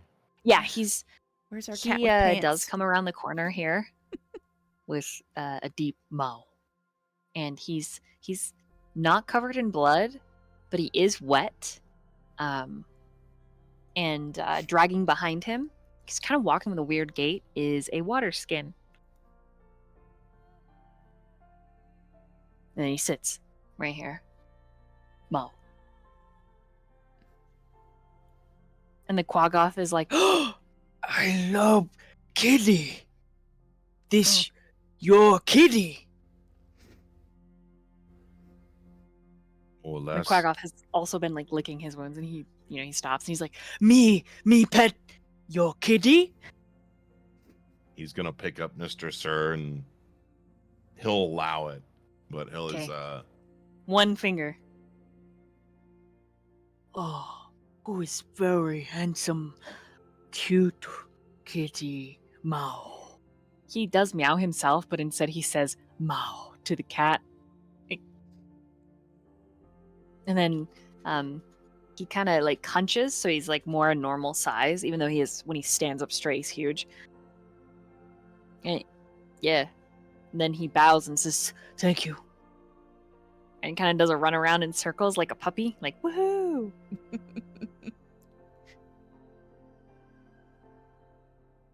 he's gonna And then he sits He just sits and starts cleaning his wounds again.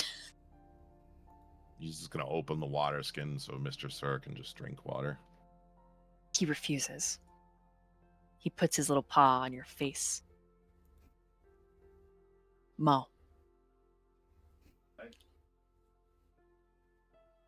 Just a heavy sigh.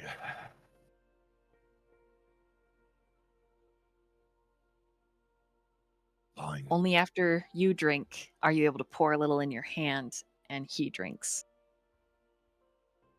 And then he perches on your Good. shoulders, kind of around your neck. He'll begrudgingly open it, take a swig, and then pour some into his hand.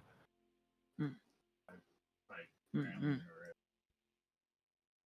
This cat is large enough that when he loafs around your shoulder, his head is like here and his legs are like here. So you can just like hold on to his legs like a little scarf. little scarf. Yeah.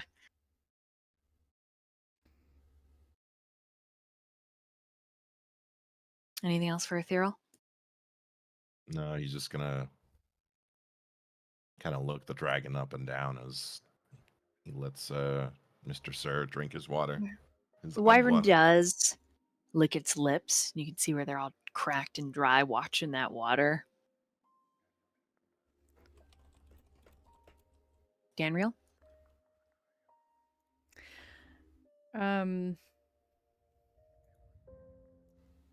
I think she is going to. So she's 5 foot from the wyvern now, and I think she's going to take a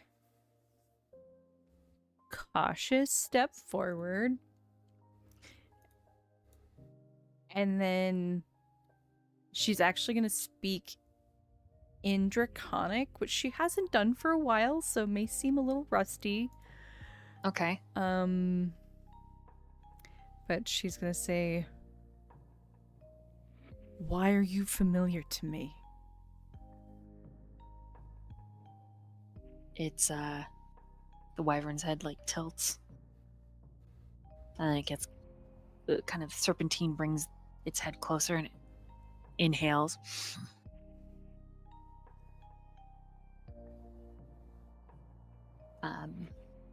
Wisdom saving throw.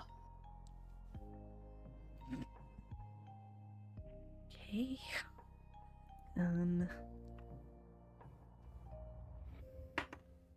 All these mental saving throws are not Oh. That's a 4. I've been really, really well today. I gave so you it's- inspiration. I I guess, gave you I mean, inspiration. okay. You have to use mine. Do you I have to? Okay. Yes, I that's could what the save whole it for point of me later. giving it to you is. I got a 7. You have no idea why this wyvern is familiar. Dang it! I'm gonna use one more. I have one more inspiration. I want to know. I want to know. Nope. I'm not meant to know. I got a 9. That's okay. You have no idea. And the wyvern doesn't really seem to know either. But it is very intelligently assessing the entire party.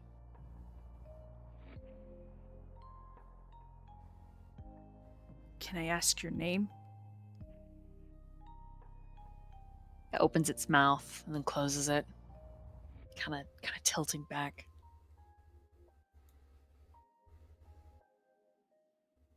Natural 20 on an insight for the party. What? Each of you get to describe what this wyvern picks up with a natural 20 from each of you. Damn. So, Danriel, you get go first. Well, right now she's genuinely curious about the wyvern because right from the get-go, the first time we heard a roar of like pain and desperation, there was like a pull that she felt from the get-go. So she is genuinely just curious, and even more so since she felt that like familiarness when she looked at it the first time. And beneath all that, there is like a subtle worry as well, though, because of some new things that she was also experiencing during the battle. So that's what you would get with the nat 20. I feel like.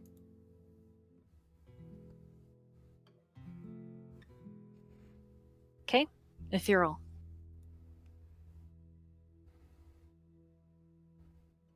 From ethereal, it would be a very uneasy calmness, like taking back the part of him that he lost for that moment, that time. But no hostile intent whatsoever, as he just kind of sizes up the dragon as the cat licks from his palm. Just seeing someone taking back control from something that took over his being. So yeah, I'd say that's it. Just genuine curiosity of the dragon overall, or wyvern. All right, Caldrian. His first thought is he's skimming his eyes over Glyph as he moves around to heal everyone. And he's just kind of watching, but he's grimacing at the same time. And his eyes snag on Ethereal as well. And he's just intrigued. He's like, he's now killed me twice. Perhaps he just doesn't like me. And that's fine. Most people don't. And then he looks at the dragon or the wyvern, and he's just, there's this pride. And it's pride in the fact that the wyvern was never meant to kneel, and he didn't.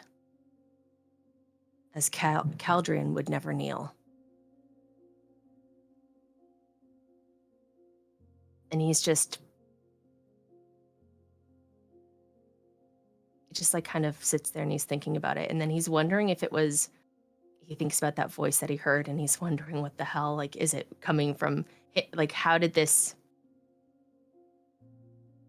all of this happen? He's like, his brain is kind of moving in all these different directions, trying to put all these pieces together, looking at his party, looking at the wyvern, thinking about the voice that he heard.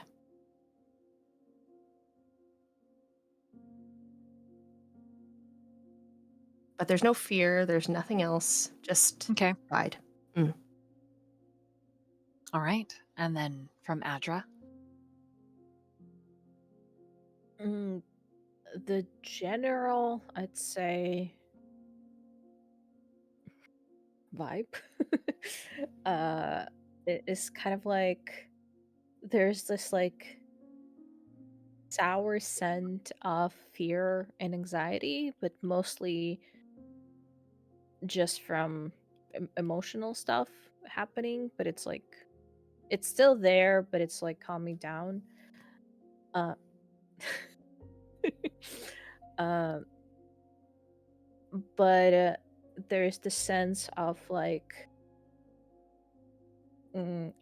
urgency in terms of like getting up and trying to help, like the Quagoth, because like if he needs any more healing, even the Withern, because for a while, like part of her agenda was trying also to get to the Wyvern and help it, heal it, maybe Right. try to soothe it, like kind of, I don't know, in some ways, I guess, projecting onto the Wyvern and seeing herself kind of being forced, like all that. So like her natural desires to kind of like prevent anything similar from happening to anybody at all. But there is this warmth which is she's clinging to right now, and she's just like, just one more moment, I will get up, but just a little bit more.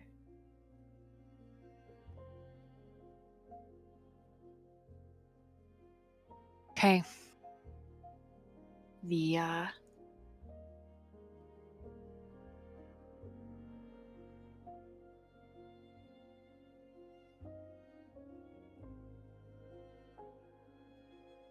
the wyvern's form shudders.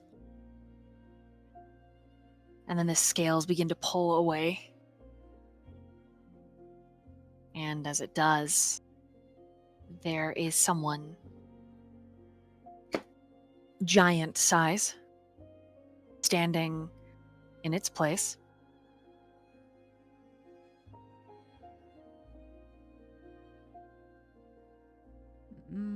His skin is the same color as the scales. I'll make it enlarged for chat. Oh, I was gonna zoom in, but wow, there he is. He's all big. Cool. And in Draconic, he says, "Thank you for saving me and coming to my aid." Sit down with my players. You're welcome.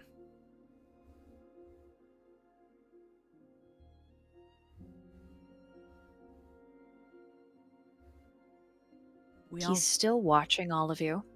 We all know how it feels to be chained up down here alone.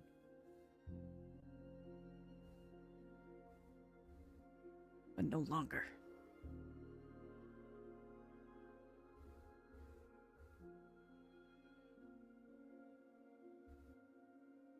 I would not bend. As you should. Perhaps we may be of assistance to each other. I think that's a good And idea. he holds out his hand. His hands are scarred all over. But in particular, there's this really wicked burn around the wrist. The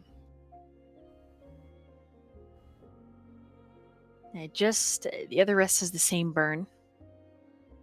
His face, you can see there are some, like someone took a really hot, sharp edge of a knife and just carved.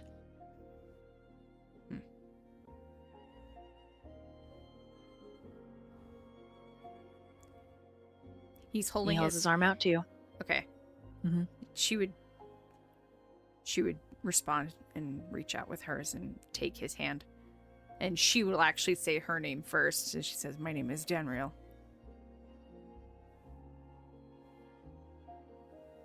My name is Caius. And that's where we're going to end tonight.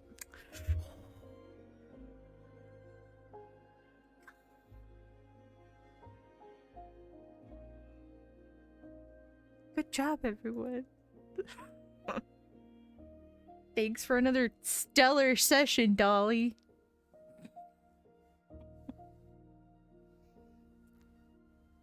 He's yummy. Saints. I saw him earlier, guys. But he's yummy. Oh, man. Whew. Good crap. Good crap, caramba. everybody.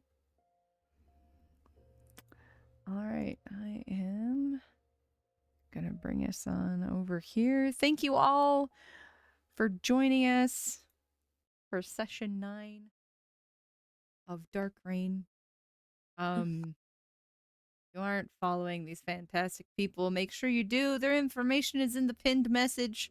If you aren't following Dolly, what the heck are you doing? Go follow her now. She's got a couple more sessions today. So if you want to fill your day with D&D, head on over there next. Go ahead and get us over here. Word. Yeah, I've got Dungeons and Cuties and Fallen Throne tonight. So, yay! So she's not live there yet, but I am gonna send you to Dolly. Oh no. It's okay. They can just hang out in your chat until you're live. It's fine.